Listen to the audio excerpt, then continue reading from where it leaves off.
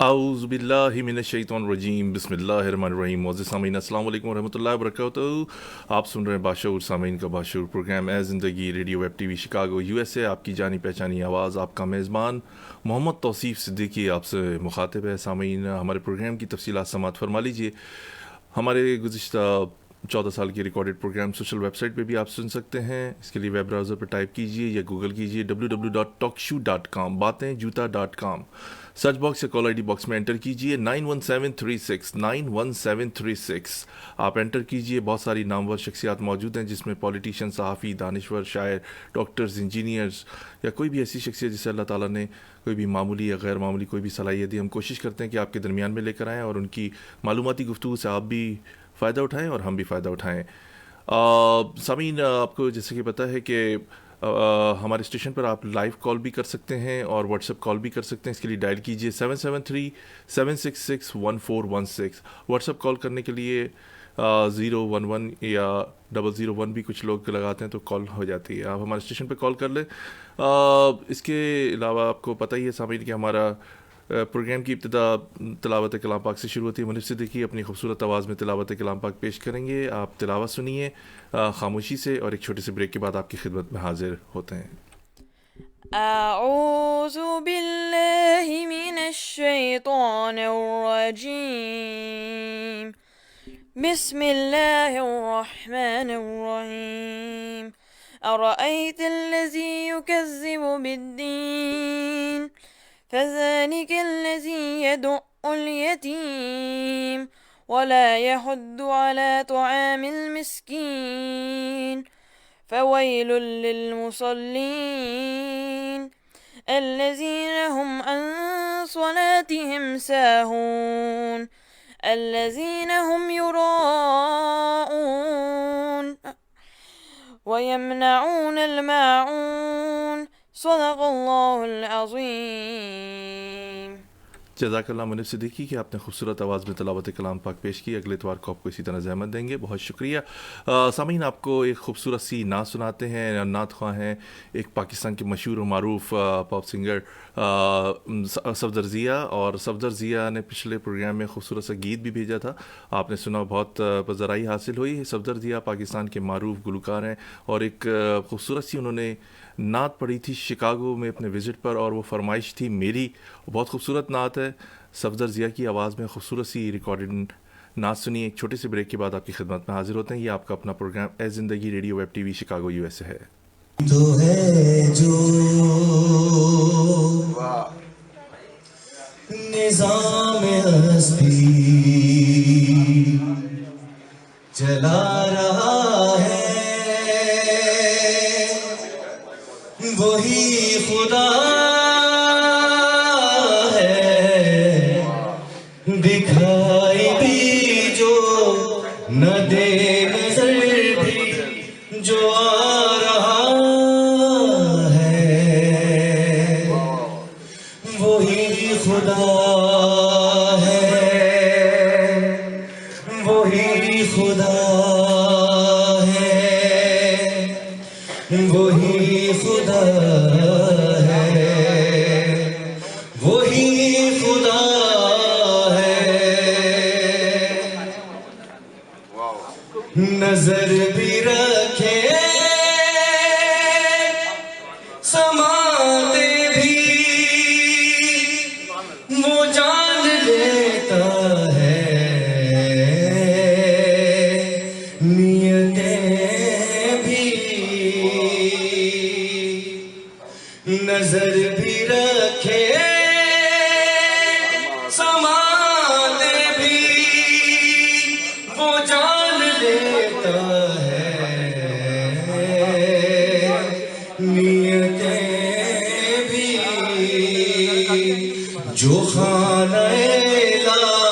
शूर में जगमगा रहा है, वही खुदा है, वही खुदा है, वही खुदा है, वही खुदा है। तलाश उसको न कर बुतों में, वो है बदलती हुई रुतों में। तलाश उसको न कर बुतों में, वो है बदलती हुई रुतों में। जो दिन को रात और रात को दिन बना रहा है, वही अल्लाह है, वही खुदा है, वही खुदा है। कोई तो है जो निज़ाम हस्ती चला रहा है, वही खुदा है। दिखाई दी जो न दे नजर भी जो आ रहा है, वही खुदा है, वही खुदा है, वही खुदा तो है। हम सुनी आवाज़ थी सफदर ज़िया की।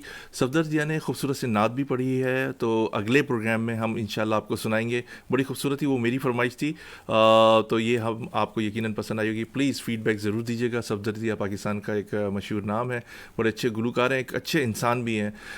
एक स्पॉन्सर की तरफ आपको लेके चलते हैं, एक छोटे से ब्रेक के बाद आपकी खिदमत में हाजिर होते हैं। ये आपका अपना प्रोग्राम ए ज़िंदगी radio web TV Chicago USA है। Are you looking for a vacation or planning for Hajj or Umrah? For the best rates and amazing packages, contact Pleasant Travel, located at 6257 North Clark Street, Chicago, Illinois. Contact them. Their phone number is 773-508-1927. Their email is pleasanttravel@hotmail.com. Travel to countries like Pakistan, USA, Canada, India, UK, Europe, Russia, Turkey, Egypt, UAE, Australia, Asia, Africa, and more. And make your trip memorable with Pleasant Travel. Their Facebook page is Pleasant Travel Chicago. For best rates and amazing packages of Hajj and Umrah, contact Pleasant Travel. तो सामीन, आपने ये हमारा sponsor सुना, आपको यकीनन पसंद आया होगा। और प्लेजेंट ट्रैवल से कांटेक्ट कीजिए, बेहतरीन रेट्स इनके पास मौजूद हैं और फ्लाइंग ऑपरेशन तकरीबन शुरू हो चुकी हैं। बहुत सारी एयरलाइन शिकागो आ रही हैं। वो हज़रात जिनके पास ग्रीन कार्ड या सिटीज़नशिप है वो अमेरिका में एंट्री ले सकते हैं। विज़िट वीज़ा के जिनके पास है उनकी एंट्री अभी अलाउ नहीं की गई है। तो आप कांटेक्ट कीजिए, अच्छे रेट आपको मिलेंगे और अच्छे इंसान से बात करने का मौका मिलेगा। ज़रूर कांटेक्ट कीजिए प्लेजेंट ट्रैवल। आपको बताते चलें सामीन का आज का प्रोग्राम बड़ी अहमियत का हामिल है। वो लोग जो हिस्ट्री से दिलचस्पी रखते हैं और हिस्ट्री पर मालूमात हासिल करना चाहते हैं, क्योंकि आज के प्रोग्राम का एक एक हिस्सा एक एक अल्फाज बड़ा कीमती है और आप अपने तौर पर इसको रिकॉर्ड भी कर सकते हैं, शेयर भी कीजिए इस प्रोग्राम को। आज अपने प्रोग्राम में हमने दावत दी है जनाब आरिफ सिद्दीकी साहब को, इंतहाई सीनियर MQM के मेंबर हैं, आजकल थोड़े एक्टिव नहीं हैं, लेकिन हमने इनसे रुजू किया और इनके पास जो अल्फाजों का ज़ख़ीरा है और मालूमात का ज़ख़ीरा है, हमने अपनी कोशिश की कि आप तक इनकी बातें पहुँचाएँ और इनके नज़रियात, ख़यालात और इन्होंने जो स्टडी की है। आरिफ सिद्दीकी साहब के मुतालिक कहा जाता है चलते फिरता इंसाइक्लोपीडिया हैं, इनके पास इतने मालूमात है कि एक नशिस्त में या 2 नशिस्त में या 10 नशिस्तों में एक आदमी सीख नहीं सकता। अगर सीखना है तो आरिफ सिद्दीकी साहब से सीखिए, बहुत कुछ इनके पास मालूमात है पाकिस्तान की हिस्ट्री से लेके आज की जो करंट सिचुएशन है, पाकिस्तान की मौजूदा सियासी सूरत हाल, इस पर हम आज इनसे गुफ्तगू करेंगे। अस्सलाम वालेकुम आरिफ सिद्दीकी साहब। वालेकुम सलाम, क्या हाल है तौसीफ भाई, खैरियत से हैं? अल्लाह का शुक्र है। आरिफ सिद्दीकी साहब बहुत शुक्रिया, आपने हमारा मुतअद्दिद प्रोग्राम ज्वाइन किया और हमारे लिसनर को भी बड़ी मुफीद मालूमात फ़राहम की, और वो ऐसी मालूमात जो बहुत सारे लोग हिस्ट्री में भूल चुके हैं या वो नहीं सुनना चाहता, ऐसी तल्ख बातें भी हम आपसे गुफ्तगू करेंगे। क़याम पाकिस्तान से लेकर आज तक के जो भी मसले मसाइल इस मुल्क के हैं और जो भी सियासतदान इस मुल्क में आए, उन्होंने किस तरह खाया पिया और चले गए, और किन किन पर गद्दारी के मुकदमा चले, किन किन को गद्दार कहा गया, उस पर भी हम आपसे गुफ्तगू करेंगे। आरिफ सिद्दीकी साहब, बड़ा अहम सवाल, मैं यहाँ से शुरू करता हूँ। बड़ा अहम सवाल आपसे ये लोगों को पता होना चाहिए। नेहरू साहब ने कहा कि पाकिस्तान 3 साल के अंदर ख़त्म हो जाएगा, ऐसा उन्होंने क्यों कहा? पाकिस्तान क्यों, क्या वजूहात थी? इसका बहुत बड़ा पस मंज़र है, इसका बहुत बड़ा बैकग्राउंड है, इस पर रोशनी डालिए कि क्या मकासद थे इस बात कहने के। एक्चुअली हुआ ये था कि जब माइग्रेशन शुरू हो गई, क्योंकि 14 अगस्त 1947 को पाकिस्तान बना, तो क़याम पाकिस्तान से 3 दिन पहले 11 अगस्त को कायद आज़म ने तकरीर की कि भाई हिंदुस्तान में रहने वाले मुसलमान अब हिंदुस्तान को अपना मुल्क समझे। तो उसके साथ क्या हुआ कि फ़ौरन जो हिंदुस्तान से जो माइग्रेट करके आ रहे थे, उनको थोड़ा सा धचका लगा, तो उन्होंने माइग्रेशन के बारे में अपना सेकंड थॉट प्रोसेस जो है उस पर गौर किया कि भाई पाकिस्तान जा रहे थे मुसलमान स्टेट में, तो ये कायद आज़म ने क्या कहा। तो एक्चुअली कायद आज़म को मिसगाइड किया गया उस वक्त ना, कि इस्टेब्लिशमेंट में गालिबन के भाई अब आप ये बता दें कि नेशन की आबादी पूरी हो गई है। एक्चुअली होता क्या है कि जब कोई मुल्क बनता है तो उसका एक क्राइटेरिया है नेशन का, तो नेशन के क्राइटेरिया जो है वो रिलेटेड है पॉपुलेशन से। तो अगर वो जब तक पॉपुलेशन नहीं आप पूरी करोगे तो उस वक्त तक आप रिपब्लिक नहीं बन सकते। तो वो जब कायद आज़म ने तकरीर कर दी तो महाजरों की माइग्रेशन जो है वो ऑन स्टेक आ गई। अब जब वो पॉपुलेशन ऑन स्टेक आ गई तो गांधी ने कहा कि क्योंकि जब कोई मुल्क बनता तो 3 साल के अंदर उसकी आबादी को पूरा करना होता है, और 3 साल के बाद कोई भी मुल्क जब बनता है तो यूनाइटेड नेशन फिर उसका एक सेंसस कंडक्ट करती है खुद। तो हमारे यहाँ वो जो जब ये बात हो गई तो वो उनको ये फिक्र हुई कि भाई अब ये 3 साल में गांधी ने कहा कि ये तो अब माइग्रेशन नहीं होगी, और नतीजा क्या होगा कि फिर वो पाकिस्तान माइग्रेशन पूरी नहीं होगी तो वो रिपब्लिक मुल्क नहीं बन सकेगा। यानी जब तक आप उस आबादी के क्राइटेरिया को पूरा नहीं करते तो उस वक्त तक मुल्क जो है रिपब्लिक नहीं बनता। इसीलिए पाकिस्तान को रिपब्लिक बनने में 9 साल लगे। ये 23 मार्च 1956 को रिपब्लिक बना। वो भी इस वजह से फिर दोबारा रिक्वेस्ट करनी पड़ी, इनको अखबारात में ऐड देने पड़े कि भाई जो हिजरत करके लोग आएंगे या इनको घर भी दिए जाएंगे, जॉबें भी दी जाएंगी। तो फिर दोबारा से वो माइग्रेशन का सिलसिला शुरू हुआ, तो जाकर के वो आबादी जो है वो 23 मार्च 1956 को पूरी हुई। तो उसके बाद जो है वो उन्होंने इसको रिपब्लिक कंट्री डिक्लेयर किया। अहम बात यह है कि ये 23 मार्च 1956 को रिपब्लिक बनने से पहले 1955 को 1 यूनिट बनाया गया, यानी मशरकी पाकिस्तान जो ईस्ट बंगाल उस वक्त कहलाता था उसको 1 यूनिट करके और उसको पाकिस्तान के जोग्राफिया में ऐड किया गया। एक्चुअली क्या हुआ था कि दोनों जो रीजन थे, यूनिट 1 यानी ईस्ट पाकिस्तान और वेस्ट पाकिस्तान, इन दोनों की पॉपुलेशन को एक जगह किया गया था। अब वो जब दोनों की आबादी एक जगह हो गई तो फिर उस वक्त ये क्वेश्चन रेज हुआ कि भाई मशरकी पाकिस्तान की पॉपुलेशन क्योंकि 54% है, तो लिहाजा ये इक्वल कैसे होंगे। तो फिर उस वक्त पैरिटी का कानून नाफिज किया गया और उसमें इक्वल राइट्स किए गए, क्योंकि वोट्स ऑफ राइट्स के अंदर यह है कि इक्वल स्टेटस होना चाहिए। तो पैरिटी का कानून ला करके दोनों एक किया गया। तो इस तरीके से महाजिरों जो वहां से महाजिर हिजरत करके आए थे वो, और मशरकी पाकिस्तान की आबादी वो, और मगरबी पाकिस्तान की आबादी वो। अगर आप 1941 का सेंसस उठा के देखेंगे तो 3.25 को जो थे वो ईस्ट बंगाल में थे, और 1 करोड़ 70 लाख मगरबी पाकिस्तान में, 2 करोड़ 20 लाख महाजरीन की रिक्वायरमेंट थी जो मतलब हिजरत करके पाकिस्तान आने के पूरा करने थे। यही वजह थी जब टू नेशन थ्योरी का अल्लामा इकबाल ने आइडिया दिया और बात की 1930 में, तो उस वक्त ये कहा कि मुसलमानों की नेशनल लैंग्वेज उर्दू होगी। आखिर ये क्या वजह थी कि उर्दू जो है वो नेशनल लैंग्वेज होगी? अल्लामा इकबाल को ये बात करने की क्या जरूरत थी? और जब ये बात की तो फिर उस वक्त ये क्यों नहीं कहा बंगालियों ने या सिंधियों ने या पंजाबियों ने इस पर इतराज क्यों नहीं किया कि साहब ये नेटिव लैंग्वेज नहीं है, उर्दू हमारी लैंग्वेज क्यों होगी? मसला था पॉपुलेशन का।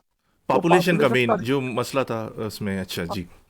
हाँ, जो पॉपुलेशन आप पूरी नहीं करो तो रिपब्लिक नहीं बन सकते, जिसकी जिंदा मिसाल आज भी आप इसराइल देख लें आप, कि इसराइल जो है 1948 में बना है, वो आज तक रिपब्लिक कंट्री नहीं बन सका, इसलिए कि उसने नेशन की आबादी का जो क्राइटेरिया वो फुलफिल नहीं किया।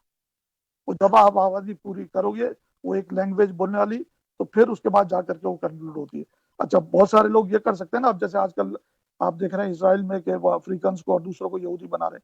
जी जी। यहूदी कन्वर्ट करने से कुछ नहीं होगा, या किसी को यहूदी कहने से, या कोई बंगाली है कि साहब मैं महाजिर हूँ, या ऐसे नहीं होता। क्योंकि नेशन की डेफिनेशन में जो मदर टंग कहलाती है, वो जुबान जो बच्चा क्रेडिल में बोलता है, उसमें क्लियर कट ये लिखा है नेशन की डेफिनेशन में, चाइल्ड ऑफ बर्थ में, कि वो बच्चा जो है वो क्रेडिल से जो जुबान बोलता है वो उसकी मदर टंग कहलाती है। तो लिहाजा आज अगर 40 साल या 50 साल का आदमी ये बोले मैं पंजाबी या सिंधी हूँ या महाजिर हूँ, नहीं हो सकता।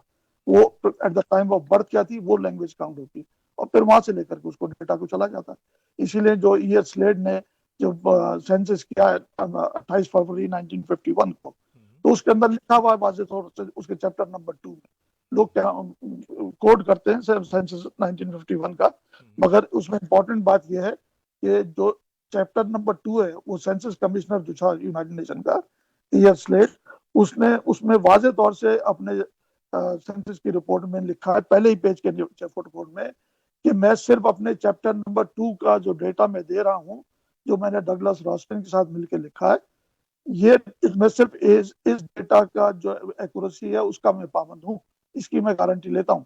बाकी जो सेंसस की रिपोर्ट में जो डेटा गवर्नमेंट ऑफ पाकिस्तान तैयार कर रही है, वो मेरा उसकी रिस्पॉन्सिबिलिटी मेरी नहीं है। तो इसका मतलब क्या हुआ, यूनाइटेड नेशन को ये पता था कि साहब जब ये सेंसस कंडक्ट करेगी गवर्नमेंट ऑफ पाकिस्तान, तो उसमें मैनिपुलेशन होगी। मैं एक जगह नहीं 10 जगह आपको मैनिपुलेशन दिखा सकता हूँ, और वो आज तक चल रही है। तो बहुत ये सूरत है। बहुत शुक्रिया आरिफ सिद्दीकी साहब, बड़ी मुफीद आपने मालूमात लोगों को फराम की कि क्या वजह है कि।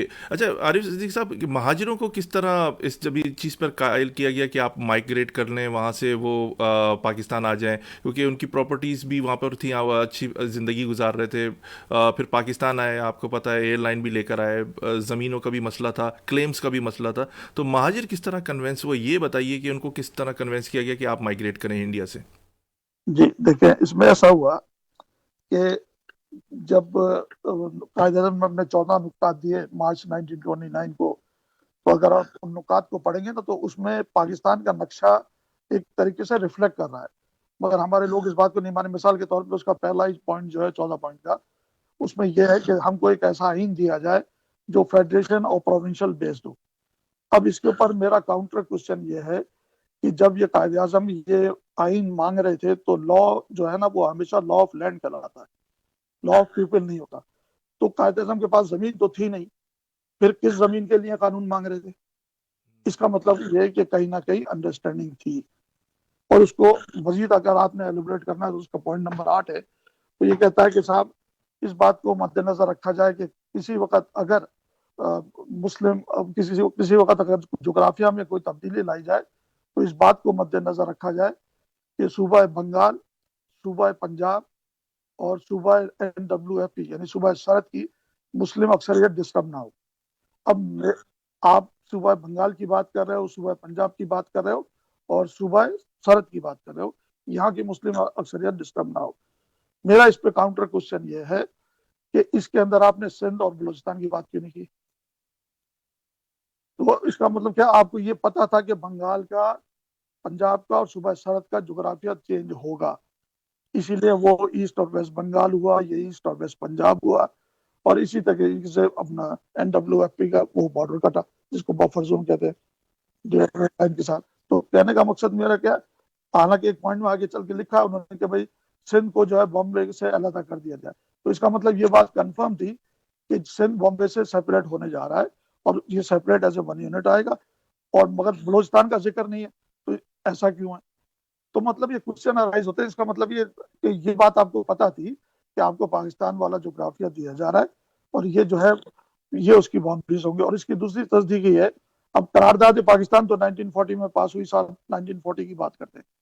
मैं ये कहता हूँ जब वो राउंड टेबल कॉन्फ्रेंस चल रही थी 1930 से लेकर 1933 तक लंदन में 3 राउंड टेबल कॉन्फ्रेंस हुई, तो ये सेकंड सेशन के बाद चौधरी रहमत अली ने पाकिस्तान के जोग्राफिया के पम्फलेट बांटे हैं कैम्ब्रिज यूनिवर्सिटी में। ये हिस्ट्री के तमाम रिकॉर्ड पर मौजूद है, मेरे पास भी उसकी कॉपियां मौजूद है। तो वहां 1933 के अंदर पाकिस्तान के जोग्राफिया के पम्फलेट बांटे जा रहे हैं और यहाँ आप ये बात कर रहे हो।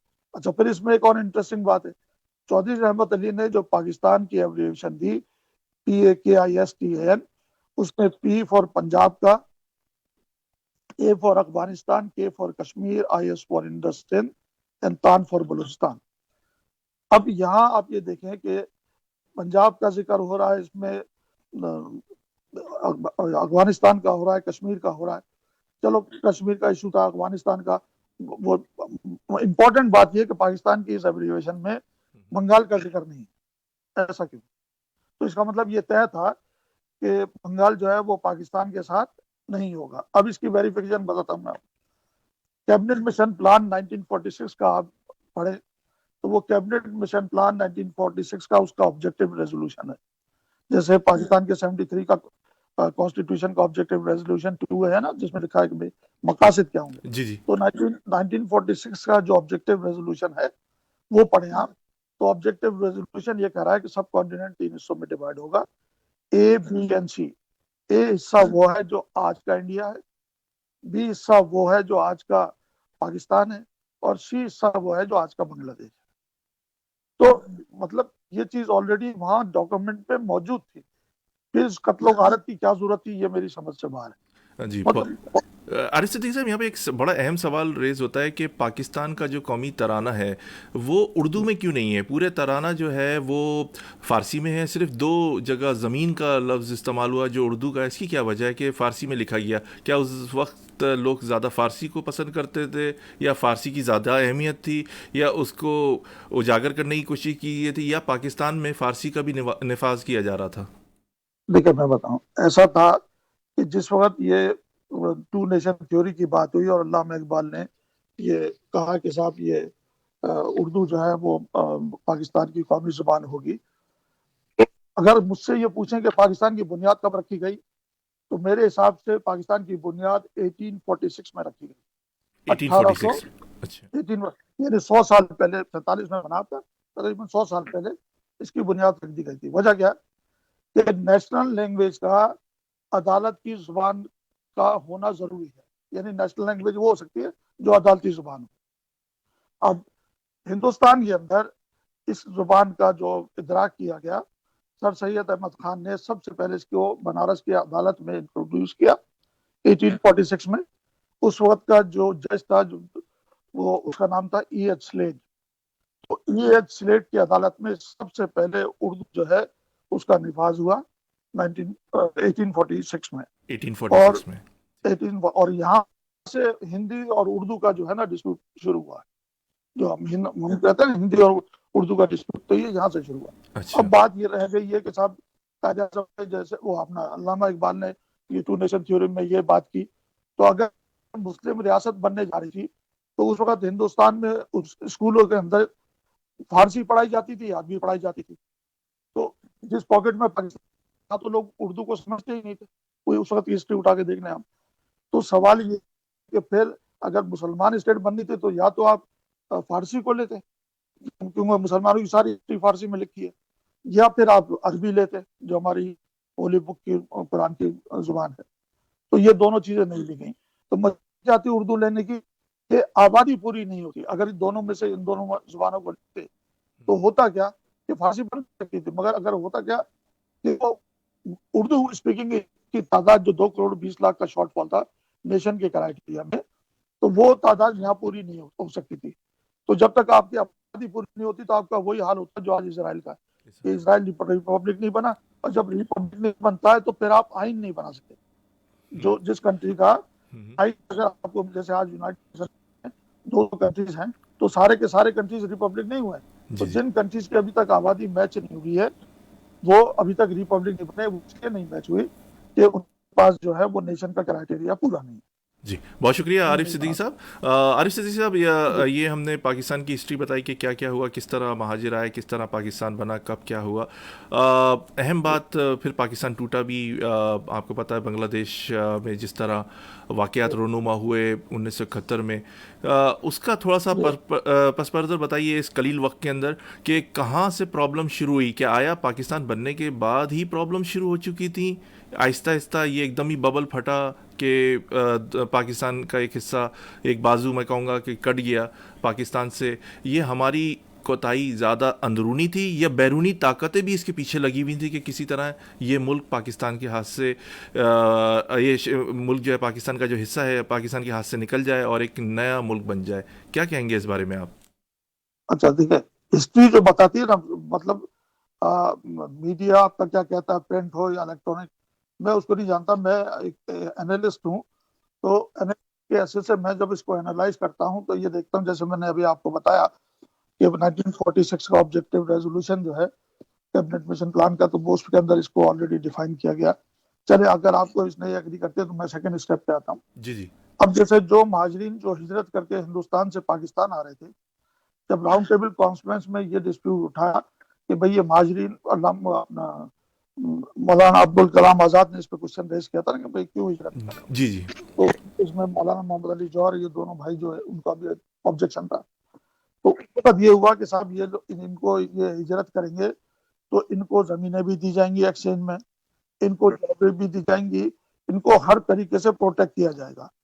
तो इन्हें, हाँ, मतलब हर किस्म की सिक्योरिटी होगी, पूरा पूरा फ्रीडम होगा, जो राइट सारे पाकिस्तान के दूसरे शहरियों के होंगे वो राइट्स इनको दिए जाएंगे। तो ये जब सेकंड राउंड टेबल कॉन्फ्रेंस के अंदर ये सारी कहानी उठी, तो उस वक्त ये हुआ कि बोला अच्छा ठीक है कि भाई ये हिजरत करेंगे। तो हमारे जो कायद आज़म के साथ जो फॉलोअर्स थे उन्होंने कहा भाई ठीक है, हम ये माइग्रेट करते हैं। अब जब वो माइग्रेशन की बात आई तो उसमें यहाँ एक बात ध्यान में रखिए कि मशरकी पाकिस्तान को अपनी पॉपुलेशन जो नेशन की रिक्वायर्ड थी उसका शॉर्टफॉल नहीं था उसके पास। मशरकी पाकिस्तान में शॉर्टफॉल नहीं था लैंग्वेज का। उनकी बंगाली आबादी जो रिक्वायर्ड थी वो उनके पास पूरी थी। अच्छा, हमारे पास मगरबी पाकिस्तान में शॉर्टफॉल था। अब मेरे पास एक रेडक्लिफ अवार्ड का एक डॉक्यूमेंट है जिसमें वो ये कह रहा है कि साहब अगर आपको लाहौर को पाकिस्तान के जोग्राफिया में शामिल करना होगा तो फिर आपको मुल्तान डिवीजन और अपना लाहौर डिवीजन से 1.5 मिलियन सिखों को माइग्रेट कराना होगा। जो मेरे पास वो डॉक्यूमेंट मौजूद है जिसमें ये कहा गया कि अगर लाहौर को आपने कराना है, देखिए इस डॉक्यूमेंट का नाम मैं आपको बताता हूँ। जी जी। आपने में थोड़ा सा मुझे टाइम दे देते थे। जी जी। तो मैं उसको पूरा बहुत शुक्रिया। हम यहीं से कंटिन्यू कर लेते हैं, लेकिन यहाँ पर ये सवाल जी जी। देखिए आगे मिल गया मुझे। यह है most secret document D classify हुआ है। जो डॉक्यूमेंट क्लासिफाई कर दिए जाते हैं ना, मतलब उनको सेफ रख दिया जाता है। जी जी। ये डॉक्यूमेंट डी क्लासिफाइड हुआ है। ये है most secret document declassified letter dated 23 January 1946 written by Secretary of State of Governor V.P. Memons to George Abel regarding demarcation of Pakistan, Radcliffe Award। अब इसके अंदर ये उस रिपोर्ट में कहा गया कि भैया अगर आपने लाहौर को पाकिस्तान के जोग्राफिया में लाना है तो ये 1.5 मिलियन सिखों को यहाँ से आप हिजरत कराओगे। और इसीलिए आप ये देखते हो ना कि ये अमृतसर और ये गुरदासपुर का जो मैटर है वो इसी वजह से हुआ। अदरवाइज वो कहते हैं ना कि साहब ये पाकिस्तान के जोग्राफिया में आता है, उसमें मुख्तलिफ लोग मुख्तलिफ बातें करते हैं। कुछ कहते हैं कि साहब नहीं वो गर्लफ्रेंड बन गई थी, तो 10 किस्म की बातें, मगर ऐसा नहीं होता। क्राइटेरिया के अंदर पॉपुलेशन दी जाती है। अच्छा, अब यही पॉपुलेशन का जो फार्मूला है कि साहब जिनको माइग्रेशन में ये जमीनें दी जाएंगी, सारा कुछ दिया जाएगा, ये फैसिलिटी मशरकी पाकिस्तान को नहीं दी गई थी। क्योंकि एक्सचेंज ऑफ लैंड की उनको परमिशन नहीं थी, क्योंकि जहाँ जमीन का शॉर्टफॉल था। अब जैसे सिंध है तो सिंध में जमीन का शॉर्टफॉल था, इसी तरीके से पंजाब में था। जमीन का शॉर्टफॉल बोल, सॉरी, पॉपुलेशन का शॉर्टफॉल था। देखिए मैं बताऊं, आरिफ सदीक साहब, आपकी यहाँ जो पर एक बड़ा अहम सवाल आपसे करूंगा कि बांग्लादेश में, जो आज बांग्लादेश है, पाकिस्तान था, मशरकी पाकिस्तान, उसमें उस वक्त जब तक वो पाकिस्तान का हिस्सा रहा, वहाँ की के जो इदारे थे, वहाँ के जो महकमे थे, वो वहाँ के मुकामी लोग चला रहे थे, या दूसरी कौमियत के, जिसमें मैं बहुत सारी कौमों के नाम लूँगा, जिसमें पठान भी हो सकते हैं, पंजाबी भी हो सकते हैं, बलोची भी हो सकते हैं, सिंधी भी हो सकते हैं, कश्मीरी भी हो सकते हैं, कौन लोग रन वहाँ का सिस्टम कर रहा था उस वक्त? देखिए, बात यह है कि ये जो आपने जो बात की ना, बड़ी अहम बात की। मैं उस वक्त बीएससी कर रहा था, तो उसके बाद मैंने मैकेनिकल इंजीनियरिंग में किया। बाहर का कहने का मकसद मेरा ये कि उस वक्त कॉलेज के अंदर, यूनिवर्सिटी के अंदर वो हमारे इस्टेब्लिशमेंट के लोग आए और उन्होंने आकर के कॉलेज में ऑफर की कि भाई आप लोग जो है वो मशरकी पाकिस्तान चलो और हम आपको डायरेक्ट वहाँ एसएचओ और डीएसपी लगाएंगे। ये मैं आपको बताऊं, मतलब मैं खुद इसका ये विटनेस। कंडीशन कराची जैसी लग रही है आजकल, जैसे हो रहा है कि तमाम ज़्यादातर सरकारी मुलाजमतें हैं वो कराची के मुकामी लोग नहीं हैं, पुलिस का डिपार्टमेंट नहीं है, तो बिल्कुल सेम सिचुएशन, वही पिक्चर खींची जा रही है जो 71 में बांग्लादेश में हुई। बिल्कुल सही बात है, बिल्कुल ऐसे ही है। देखिए, बात यह है कि अब इसको आप इंटरनेशनल एजेंडा कह लो, डोमेस्टिक कह लो, व्हाटएवर, मैं सीधी सी मोटी मोटी बातें ही जानता हूँ। अब जैसे हमको ये कह दिया जाता है कि साहब कि महाजनों ने आन सिंध पे कब्जा कर लिया, मैं ये कहता हूँ कि भाईजान आप सीधा ऐसा करो, अपना ही डॉक्यूमेंट पढ़ो। ये उस डॉक्यूमेंट है, separation of Sindh from Bombay presidency. इस डॉक्यूमेंट को deputation of the Sindh Hindu association appearing before the Royal Commission, Royal Security Commission, ये मलका का कमीशन बनाया था सेपरेशन ऑफ सिंध के हवाले से। Royal security commission on India reform 13 नवंबर 1928 कराची के अंदर ये इसका सेशन हुआ था।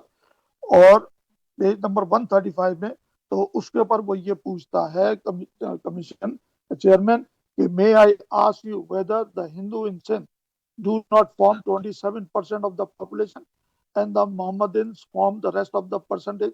तो वो कहता है जवाब में यस, और इसको प्लीड कर रहे हैं सर जुल्फकार अली खान सिंध की तरफ से। अब ये जो वो बात कह रहे हैं ना कि 27% से कम है हिंदुओं की आबादी, अब अगर हिंदुओं की आबादी 27% होती तो ये सिंध दो हिस्सों में डिवाइड हो गया था। क्यों? That's international law.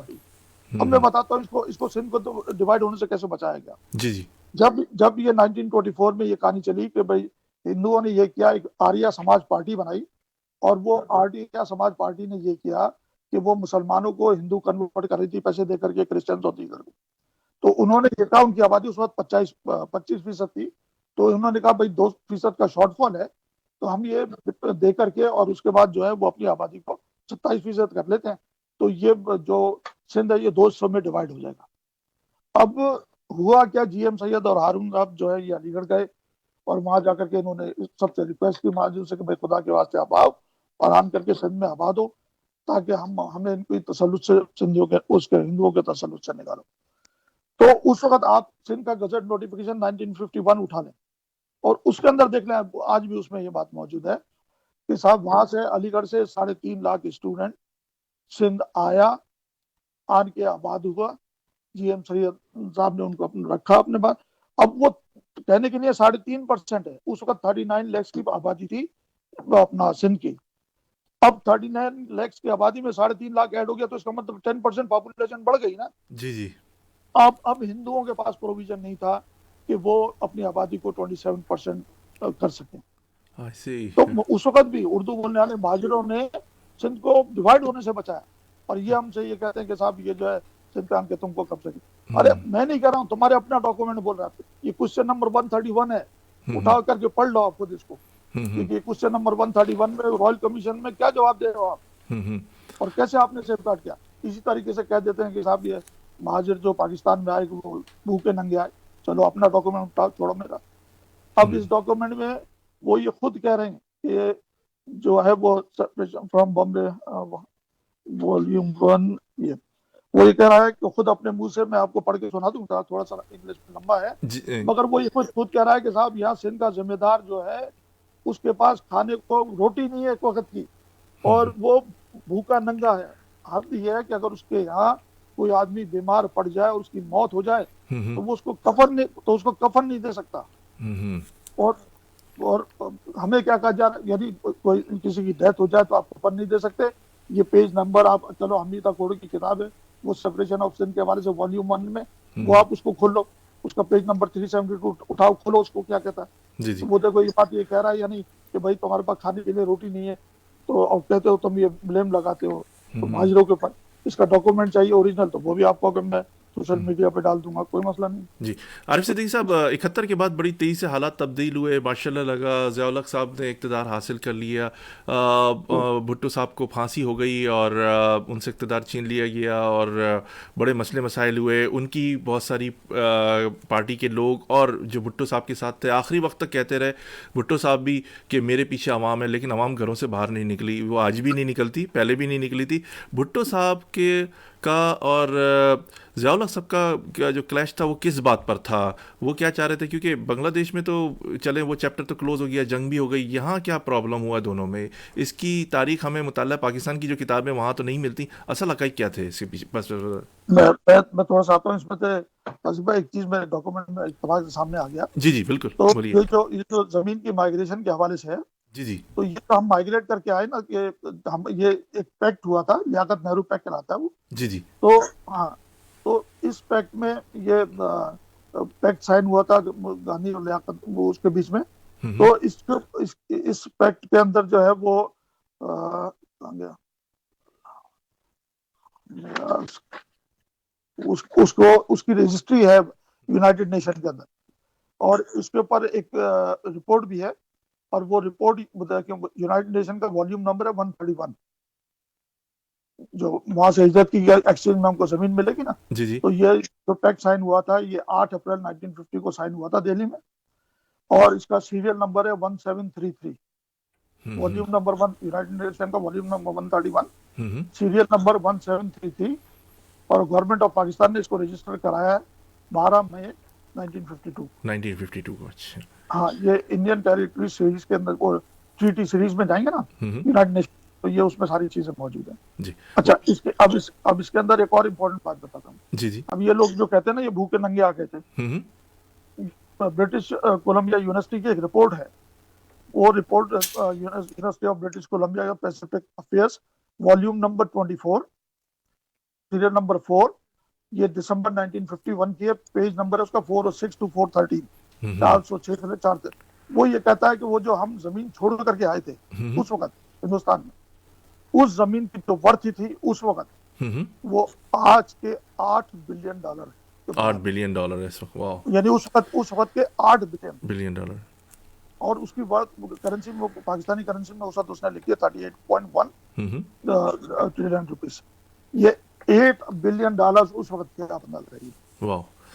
Arif Siddiqui साहब, हमने भुट्टो साहब का सवाल किया और ज़िया-उल-हक का, उसके बारे में थोड़ी सी रोशनी डाली कि इन दोनों में क्या इख्तलाफात हुए यहाँ पर, क्योंकि इस कल वक्त में बहुत सारी चीज़ें मुझे कवर करनी है। बहुत शुक्रिया जी। जी, अब आपने जो सवाल किया ना, इसमें इसकी दो टेक्निकल बातें जी जी। कि आपने कहा साहब कि ये भुट्टो साहब का और जिया साहब का क्या इशू हुआ। देखिए, ध्यान में रखिए, जब भुट्टो साहब पाकिस्तान में आए, पहली बात तो कि जहाँ उनकी लैंडिंग दी उन्होंने, उस लैंडिंग पे भी लीगल ऑब्लिगेशंस हैं। मिसाल के तौर पे 1969 के प्रेसिडेंशियल ऑर्डर के तहत इलेक्शन हुए मशरकी और मगरबी पाकिस्तान में, तो मशरकी पाकिस्तान में वहाँ मुजीबुर रहमान की पार्टी स्वीप करके आई, यहाँ जो है वो तकरीबन 39% पीपल्स पार्टी ने सीटें दी थी। मगर मुजीबुर रहमान को जब आपने यहाँ से रिलीज किया तो उसने वहाँ जा करके पहले अपना बांग्लादेश पहुंच करके उसने पहले इलेक्शन कराए और फिर उसके बाद आइन बनाए, यानी दोबारा इलेक्शन कराए। 69 के इलेक्शन को काउंट नहीं किया, उसने क्या किया, दोबारा इलेक्शन कराए और फिर उसके बाद आइन बनाया। इसीलिए वहाँ आइन की रिस्पेक्ट है। हमारे यहाँ क्या हुआ, जुल्फकार अली भुट्टो यहाँ आए, उन्होंने उसी 69 के इलेक्शन की बुनियाद के ऊपर जो है वो पाकिस्तान का आइन मुरतब कर दिया, और उस आइन को, जिसको 1973 का आइन कहते हैं, अगर आप उसको लीगल ऑब्लिगेशन में देखें तो ये इलीगल कॉन्स्टिट्यूशन है। क्यों? कि जब आपकी जिस प्रेसिडेंशियल ऑर्डर के तहत इलेक्शन लड़ा गया था 1969 मशरकी पाकिस्तान मगरबी पाकिस्तान में 1969 के तहत, तो उसी के तहत मुजीबुर रहमान ने लड़ा था, आपने भी लड़ा। मगर आपने इलेक्शन लड़ने के बाद अब आपको ये चाहिए था, डेमोग्राफिया तब्दील हो गया था कि आप दोबारा यहाँ इलेक्शन कराते, क्योंकि 54% तो रिप्रेजेंट मशरकी पाकिस्तान की थी। जब वो आपने आइन पास किया तो उसको 1/3 ऑफ द सपोर्ट रिक्वायर्ड होती है। जी जी। तो 54% ऑफ द पार्लियामेंट ने तो पार्टिसिपेट ही नहीं किया, तो आपके पास 3/4 ऑफ द सपोर्ट कहाँ से आ गई? मुजीबर रहमान की तो क्यों जो बरतरी थी, कामयाबी थी, उसको एक्सेप्ट क्यों नहीं किया जा रहा था? कौमियत का मसला आ गया था, जाती अना अब का मसला आ गया था, क्या क्या प्रॉब्लम थी? मुझे थोड़ा सा पूरा करना था। जी आपने जी जी जी भुट्टो और जिया के हवाले से बात की ना। जी जी जी अबरी। अब वो हाँ, तो जिया साहब भुट्टो को जो है जब वो यहाँ आए तो उनको आपको पता होगा ये सिविलियन मार्शल लॉ एडमिनिस्ट्रेटर बनाया गया, यानी पहले उनको फौजी सेंट्रल गवर्नमेंट की वर्दी बनाई गई। तो ऐसा क्यों किया गया, ये भी एक इम्पोर्टेंट बात है। हमारे तो लोगों को बताइए क्यों। जी जी। कि ऐसा होता है कि जब जोग्राफिया तब्दील होता है तो हमेशा उसको रिप्रेजेंटेटिव ऑफ द क्राउन, जो इन्होंने लिखा है अपनी किताबों में, कि उसको representative of the crown take over करता है और फिर उसके बाद जो है वो आपके अमेंडमेंट्स वगैरह करके जोग्राफिया को अपने साथ एनेक्स करता है।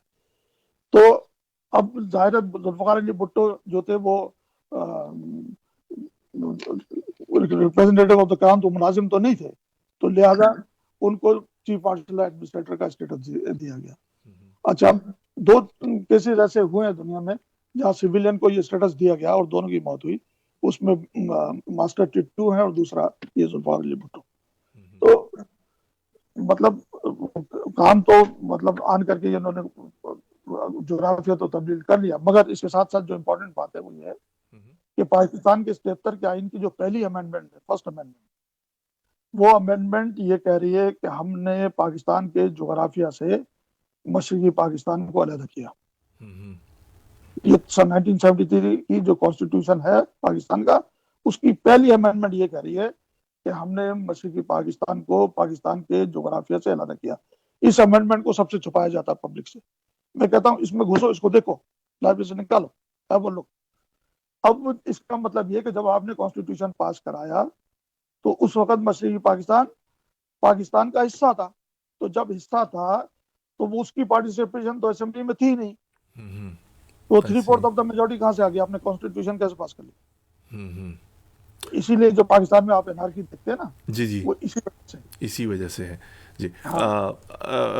आरिफ सिद्दीकी साहब, जो मैंने आपसे सवाल किया था कि ये जो मुजीबर रहमान साहब थे, इनकी बरतरी थी, जीत गए थे, क्यों एक्सेप्ट नहीं किया हाँ, जा रहा था? क्या वजह क्या थी? कौमियत थी या ज़ाती अना आ गई बीच में, ज़ाती मुफादात आ गए? क्या कहेंगे इस बारे में आप? देखिए उस वक्त उसने ये कहा था कि ऐसा करो कि अयूब खान ने जब पहला जो मैसेज भेजा था, वो किताब है मेरे अभी जहन से निकल रही है, तो मैं अयूब खान ने पहला मैसेज ये भेजा था मुजीबुर रहमान को कि भाई आप उस वक्त इनके बंगाली के वजीर थे, देखो सर, मैं वो इशू ये था, उनको ये कहा कि भाई दो तरीके हैं, या तो आप हमसे अलहदा हो जाओ, और अगर हमारे साथ अलहदा नहीं होना चाहते ना तो फिर हमारे साथ कन्फेडरेशन में आ जाओ। अच्छा। तो ना ये टेक्निकल बातें हैं कि जी। फेडरेशन क्या होती है, कन्फेडरेशन क्या होती है। तो उन्होंने कहा तुम हमारे साथ कन्फेडरेशन में आ जाओ। तो उसने कहा कि भाई हम क्यों कन्फेडरेशन में आ जाए, हमारी ऑलरेडी मेजॉरिटी पॉपुलेशन है, हमने तो ये पाकिस्तान है तो हम तो पाकिस्तान होल्ड करेंगे, तुम्हारी पॉपुलेशन माइनॉरिटी में, तुम अपनी जो है वो चेंज करो, अपने आप को कन्फेडरेशन में लेके जाओ, हम क्यों जाए। और वो गलत नहीं था मुझे सही। तो हाँ, तो हमारे जो जैसे मैंने बताया कि एजेंडा तो वैसे ही 1946 के प्लान में जाहिर था, और फिर जब उर्दू को इन्होंने अडॉप्ट किया उस वक्त भी आर्गूमेंट हुई थी, जब अल्लामा इकबाल ने टू नेशन थ्योरी का दिया, तो उस वक्त यही कहा गया था। एक्चुअली मैं उस जमाने में जो राउंड टेबल कॉन्फ्रेंस हुई ना, तो वजीर आजम था मैकडोनाल्ड, बरतानिया का ना, उसकी स्पीच जो है ना वो इम्पोर्टेंट। तो उसने ये कहा कि भाई देखो, अगर तुमने आज़ादी हासिल करनी है और नेशन बनना है तो फिर तुमको इनको उर्दू स्पीकर्स को अपने साथ लेना होगा और इनको माइग्रेट कराना पड़ेगा। आरिफ सिद्दीकी साहब, यहाँ भुट्टो साहब भी चले गए, ज़ियाउल हक भी दुनिया से चले गए, एक पार्टी जिससे आपका भी ताल्लुक है और बड़े मजे में आप उनके कारकुन हैं, बड़ी सीनियर आप ने का नाम है, इसमें आपने बड़े नशीब व फराज देखे, बड़े ऑपरेशन भी देखे, सारी चीज़ें देखी। मुत्तहदा कौमी मूवमेंट के मुतालिक कहा जाता है कि ये एस्टेब्लिशमेंट ने बनाई, क्या कहेंगे इस बारे में? इसमें कितनी हकाइक हैं? देखिए बात यह है कि जैसे आजकल कहा जाता है कि साहब पार्टी खत्म हो गई एमकेएम, कहा जाता है ना, जी जी जी। इस हिसाब से नहीं टूट सोच रही गई, थी। बहुत सारे टुकड़े हो गए, अब बट गया, अब कोई टुकड़े पर पुरसाने हाल नहीं है, क्यादत नहीं है, तो कोई सिमत नहीं है, बहुत सारी बातें कही जाती हैं जी। अच्छा, अब देखिए मैं हिस्टोरियन हूँ, मेरा काम है हिस्ट्री। जी जी। ये सियासत जो है ना, ये मेरा काम नहीं है, मगर वो भाई ने कहा था तो मैंने उसको, अदरवाइज मेरा ये इशू नहीं है, जी जी। सियासत मेरा काम नहीं। तो इसमें इम्पोर्टेंट बात यह है कि जब आप ये बात, अभी हम क्या बात कर रहे थे कि जहन से निकल गया, आपको बताइए जरा क्या जी किस विषय की मैं बात ये पूछा था कि एस्टेब्लिशमेंट ने एमकेएम को बनाया, कर, और पीपल्स पार्टी यस, के अगेंस्ट बनाने की बात हुई, जियाउल हक साहब ने इसके ऊपर हाथ रखा और एस्टेब्लिशमेंट ने ही बनाई है ये पार्टी भी, क्या कहेंगे? एमकेएम तो डिनाई करती है, आप क्या कहेंगे इस बारे में? देखें बात यह है कि जितने भी कंट्रीज, क्या हिंदुस्तान में मुस्लिम लीग के फिक्शन नहीं बने थे, हम्म या मुजीबुर रहमान की पार्टी या नेशनल अवामी लीग के फिक्शन नहीं बने थे क्या? हम्म क्या यहाँ मुस्लिम लीग नवाज या पीपल्स पार्टी के या अवामी लीग के या इनका हम्म एएनपी वगैरह के, इनके फिक्शन नहीं बने क्या? हम्म तो ये सबके फिक्शन बने, हम्म। और ये कह देते हैं कि साहब, ये अल्ताफ हुसैन ने ये बात इसमें कही एमकेएम भी फलाना। शामिल है, तो एमकेएम भी शामिल है। भाई फिक्शन बने हैं ना, जी जी। मगर ये फिक्शन बने हैं या बनाए गए हैं, हम्म। इम्पोर्टेंट बात तो ये है ना। जी जी। मगर मुझे सिर्फ एक बात समझा दो आप, जी जी। मुझे 100 साल की आप तारीख उठा लो, और इस 100 साल की तारीख में कोई एक इंसिडेंट, एक वाक्य ऐसा बता दो क्या कि जिस लीडर को पब्लिक फॉलोइंग हो और उसको इंटरनेशनल सिनारियो ने एंडोज ना किया हो। हम्म। सही। यानी आरिफ सिद्दीकी इंटरनेशनल साहब, लॉज में, आरिफ सिद्दीकी साहब, इंटरनेशनल, ये बताइए कि जैसे मुत्तहदा कौमी मूवमेंट के खिलाफ ऑपरेशन भी हुए, सारी चीज़ें हुई, बनती रही, टूटती रही, मुज़ाकरात रहे, चलते रहे, क्या वजह है कि मुत्तहदा कौमी मूवमेंट पाकिस्तानी जमात नहीं बनी, एक मूवमेंट ही रही, एक कौमी जमात नहीं बन सकी? इसकी क्या वजह थी? नहीं बन सकती थी ना। अब इसके लिए अगर आप कायद आजम के उस वक्त के, जिस वक्त 1946 का इलेक्शन होने जा रहा था, तो उस वक्त कायद आजम का, बल्कि सरताज अजीज की किताब है, उसका नाम है ड्रीम्स, क्या है उसका नाम, मेरे जहन से निकल रहा है, जी। ड्रीम्स एंड रियलिटीज ऐसे कुछ करके ना। हम्म तो उसमें पेज नंबर 8 पे आप पढ़ो, वो ये बात कह रहा है कि हमसे ये कहा गया कि वो कायद आजम के साथ उस वक्त काम करते हैं, सरताज अजीज का मिनिस्टर है। तो उन्होंने कहा कि साहब, हमें भेजा गया कि भाई जाओ जाकर के हिंदुस्तान में जाके ये कहो कि पाकिस्तान का मतलब क्या, ला इलाहा इल्लल्लाह। जी तो जी। उस पर उन्होंने कहा कि नहीं, ये मत करना, ये करोगे तो हिंदुस्तान वाले बोलेंगे इसका मतलब ये तुम्हारे पास जमीन पाक होने जा रही है हमारी बिना। तो उसने कहा ये काम मत करना। तो उसने कहा एक्चुअली हमने जाकर के, क्योंकि झगड़ा था सारा आबादी का, भाई यहाँ मौजूदा पाकिस्तान के जोराबी की क्या जरूरत थी महाजिरों की, क्या मजबूरी थी ना। और फिर मैं तो 100 की एक बात करता हूँ, आज भी अगर आपको महाजिरों को हकूक देने के लिए तैयार नहीं हो, तो मुझे सिर्फ ये बता दो कि वो क्या मजबूरी है कि महाजिरों की ये मादरी जुबान उर्दू को आप छोड़ने के लिए तैयार नहीं। बस इतना जवाब दे दूँ जी। इसका किसी के पास जवाब है कि भैया महाजिर जो है वो गद्दार है, फलाना है फलाना है? हाँ, तो गद्दारी के गद्दारों की, बड़े इशू हैं भी। आपने देखा मोहम्मद अनवर साहब ने भी एक पंडोरा बॉक्स खोला, बहुत सारे नाम लिए उन्होंने, सब आप उन लोगों के जानते हैं, मैं दोहराऊं, सबको पता है सारी चीज़ें। क्या मैं इसी सवाल पे आपके पास आने वाला था कि एक मूवमेंट से गद्दारी का सफ़र क्यों शुरू हुआ कि आज अल्ताफ़ हुसैन साहब भी मीडिया में बैठकर पाकिस्तानी फ़ौज को कहते हैं, वो कहते हैं कि मैं करप्ट निज़ाम को कहता हूँ, मैंने मुर्दाबाद करप्ट निज़ाम को कहा, बाद में उन्होंने माफ़ी भी मांगी, माफ़ी एक्सेप्ट नहीं हुई।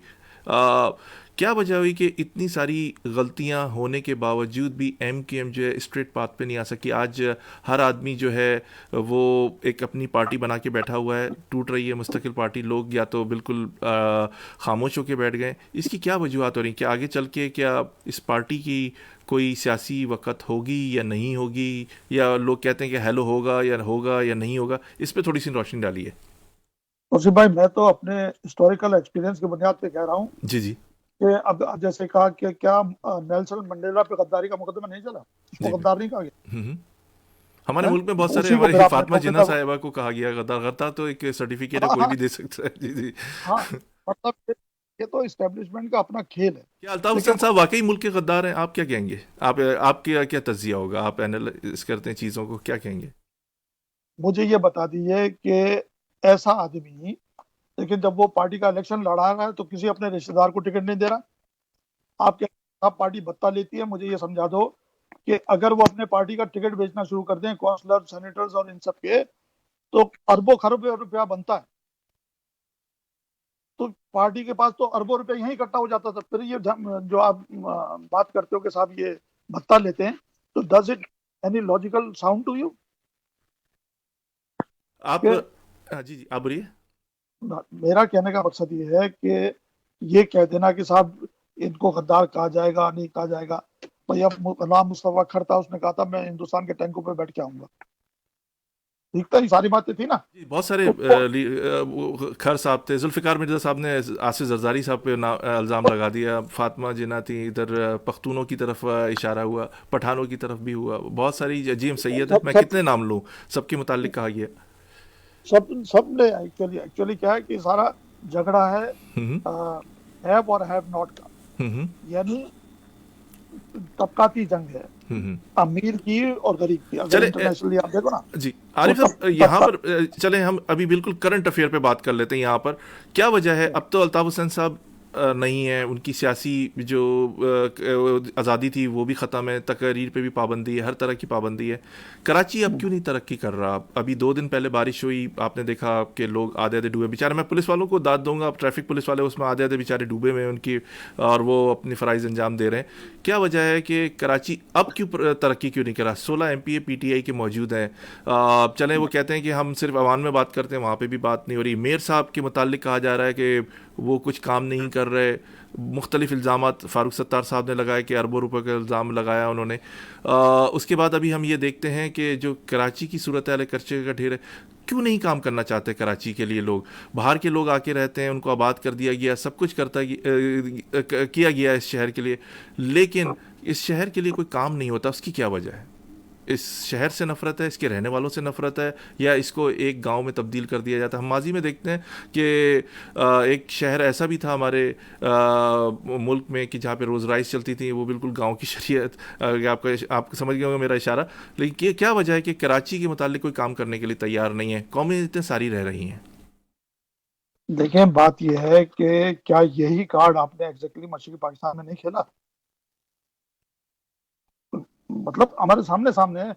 क्या यही कार्ड हिंदुओं ने मुसलमानों के खिलाफ बड़े सगीर की तकसीम से पहले नहीं खेला? हमेशा माइनॉरिटीज के जो हुकूक हैं वो सबोटाज किए जाते हैं। तो ये कोई नई बात नहीं है। अब क्योंकि हम MQM जो बनी है वो MQM एक्चुअली सिस्टम के खिलाफ बनी है। आप जागीरदारी निज़ाम के खिलाफ फाइट कर रहे हो, हैव और हैव नॉट की जंग लड़ रहे हो, तो कोई आपको लड़ने देगा इतनी आसानी से? ये तो यहाँ तक खिंच करके MQM आई है, बहुत बड़ी बात है। भाई मुजीबुर रहमान के साथ क्या प्रॉब्लम थी? उसके साथ भी यही था, हैव और हैव नॉट की जंग थी, वो भी साइकिल पे चलने वाला लीडर था। भाई बात ये है कि ये तबकाती जंग लड़ना कोई आसान काम नहीं है। बात ये रियलिटी ग्राउंड पर आप लेकर के चलो तो आपको समझ में। और आपको इंटरेस्टिंग बात बताऊं मैं, जी जी, आपको हैरत होगी, मशरक़ी पाकिस्तान देखे 16 दिसंबर 1971 को अलहदा हुआ। ठीक, ये जो कोटा सिस्टम की हम बात करते हैं ना कि साहब जुल्फ़िकार अली भुट्टो ने कोटा सिस्टम, कुछ लोग तो ये भी कहते हैं कोटा सिस्टम की आपने बात की कि लियाकत अली खान ने सबसे पहले कोटा सिस्टम नाफिज किया है। सबर करें जी जी, कुदरत चला रही है। मैं इधर उधर हाथ मारता हूँ तो कोई काम की चीज निकल आती है। जी जी, हाथ मारा जी जी, तो अब आप ये देखें, कोटा सिस्टम ये कहा जाता है कि जुल्फ़िकार अली भुट्टो ने जो है साहब वो नाफिज किया। ठीक, 73 के बाद। अब मजे की बात ये, इसकी जो समरी पास हुई है ना कोटा सिस्टम की, जी जी, वो समरी पास हुई है 16 जनवरी 1971 और उसका नंबर है SO/SNG/AD/23/1/71/75/77। लियाकत अली खान ने कोटा सिस्टम नहीं लगाया। सर एक सेकंड सर, ये बहुत इंपॉर्टेंट बात कर रहा हूँ। जी जी, बोलिए। इसका मतलब क्या हुआ? इसका मतलब ये हुआ कि मशरक़ी पाकिस्तान के तकसीम होने से 11 महीने पहले आप ये नोटिफिकेशन पास कर रहे हो 16 जनवरी 1971, रिक्रूटमेंट पॉलिसी इन पब्लिक।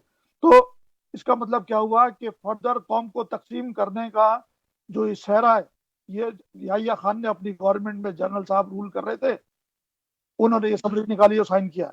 तो मतलब फर्दर डिवीजन का बंदोबस्त मशरक़ी पाकिस्तान के टूटने से 11 महीने पहले कर दिया गया। ये मैं कह रहा हूँ, ये कागज कह रहा है। सही। डिवाइड तो ये डिवाइड एंड रूल की तो स्ट्रेटजी आरिफ पे सिद्दीकी काम साहब, हो रहा ये बताइए कि अभी मौजूदा सूरत हाल जो कराची की इस वक्त जो आपको नज़र आ रही है, क्या आने वाले वक्तों में आप देख ही रहे हैं कि गवर्नमेंट जॉब्स नहीं है, लोगों के पास प्राइवेट जो काम हो रहे हैं वहाँ पर फैक्ट्रीज वगैरह हैं, ऑफिसेज वगैरह हैं, उसमें जॉब्स मिली हुई हैं, या बैंकों में थोड़ी बहुत है, या वाटर बोर्ड में थोड़ा बहुत कुछ नज़र आता है। अब तो स्टील मिल भी आपकी बिल्कुल ही बदहाली का शिकार है, वहाँ से भी मुलाजमीन को निकाला, 2 का तो हार्ट फेल हो गया। कहा ये भी जा रहा है कि अब मेयर भी एक ज़माने में अब्दुल सत्तार अगवानी साहब आए थे, उन्होंने काम किया, उनको भी जिस तरह लाया गया फिर वो भी खामोश हो गए। फिर उसके बाद अरसे दराज तक मुत्तहिदा कौमी मूवमेंट ने, फिर बीच में जब बाइकाट हुआ तो नेमतुल्लाह खान साहब आए। क्या आप समझते हैं कि आने वाले वक्तों में जिस तरह अभी कराची की जो हालात हैं, मुत्तहिदा की तरफ सारी तोपों का रुख है, क्या अब मेयर महाजिर आएगा कराची में? सबर करें, आपने बहुत अहम बातें कर दी हैं, अपना एक पूरा चैप्टर ने मुझे तहमीद इस आप कलील वक्त में आप मैं चाहता हूँ कि ज़्यादा से ज़्यादा चीज़ें कवर हों और लोगों को ज़्यादा से ज़्यादा मालूमात मिले। जी, आप ये बोलिए। ये जो आपने अब्दुल सत्तार अगवानी की और जमात इस्लामी की बात की ना, मैंने आपको बताऊं, आज तो मैंने दावत दी थी अमीर जमात इस्लामी कराची जनाब नईमुर रहमान साहब को, वो हाजिर नहीं हुए। मैंने मुत्तईद बार कॉल करता रहा, उन्होंने अरे फ़ोन नहीं उठाया, अगर हालांकि वो होते तो कमिटमेंट हुई मजा है, आता ना। कमिटमेंट हुई आज उनके केस में कोऑर्डिनेटर से, लेकिन वो हाजिर नहीं हुए। मैं आपको सामीन बताता चलूँ, मैंने भरपूर अपनी कोशिश की थी। जी। वो ऐसा छोड़ के भागते, आज अगर मौजूद होते ना तो पब्लिक को भी मजा आता। अच्छा। देखिए पाकिस्तान की, देखें जब आप जमात इस्लामी की बात करते हैं ना, ये तो हिस्ट्री के रिकॉर्ड पे मौजूद है ना कि जमात इस्लामी ने 1941 में इसका कयाम आया, और ये सिर्फ पाकिस्तान के कयाम को, यानी पाकिस्तान के बनने के रोकने के लिए जमात बनाई गई थी। पाकिस्तान की एंड तक मुखालफत की ना इस जमात इस्लामी ने बनाने के लिए, ठीक। अब ये आते हैं और पाकिस्तान के हमदर्द बनते हैं। अब इनसे, ये आपने अगवानी साहब की बात की, आप ये देखें इस कराची का शहर, वो किसी मियां तुफैल को यहाँ से जितवाते हैं, कभी अगवानी को जितवाते हैं, कभी 1947 से लेकर के और ये 1985 तक तो एमकेएम को कहीं वजूद नहीं था ना भाई, यहाँ कराची में कहीं वजूद नहीं, आप ही की हुकूमत थी ना। जी जी। तो ये आपने 40-50 साल गुजारे, तो यहाँ आपको ये ख्याल आया कि भैया यहाँ कराची में महाजिर रहते हैं, वो मौलाना नूरानी थे तो वो भी ये करते थे कि सब उठा करके अहरे गहरे को ला करके यहाँ से जितवाते थे, और वो अजहर खान हो, 100 भाई और वो सब वो जीत करके चले जाते थे। महाजिरों को तो कोई पूछता ही नहीं था। और सबसे बड़ी बात, ये उधर अफगानिस्तान की बात शुरू हुई, इधर अब्दुल सत्तार अगवानी को यहाँ जितवाया जाता है कराची में। अच्छा, हमेशा याद रखिए, जब भी फौज की गवर्नमेंट होगी ना, तो जमात इस्लामी हमेशा उसकी काबीना का हिस्सा होगी, ऑलवेज, हिस्ट्री उठा लें। अच्छा, अब अगवानी साहब को यहाँ जितवाया जाता है और कराची में ऐसे मेयर, और जितवाने के बाद वो वहाँ अगवान वार शुरू हो गई है।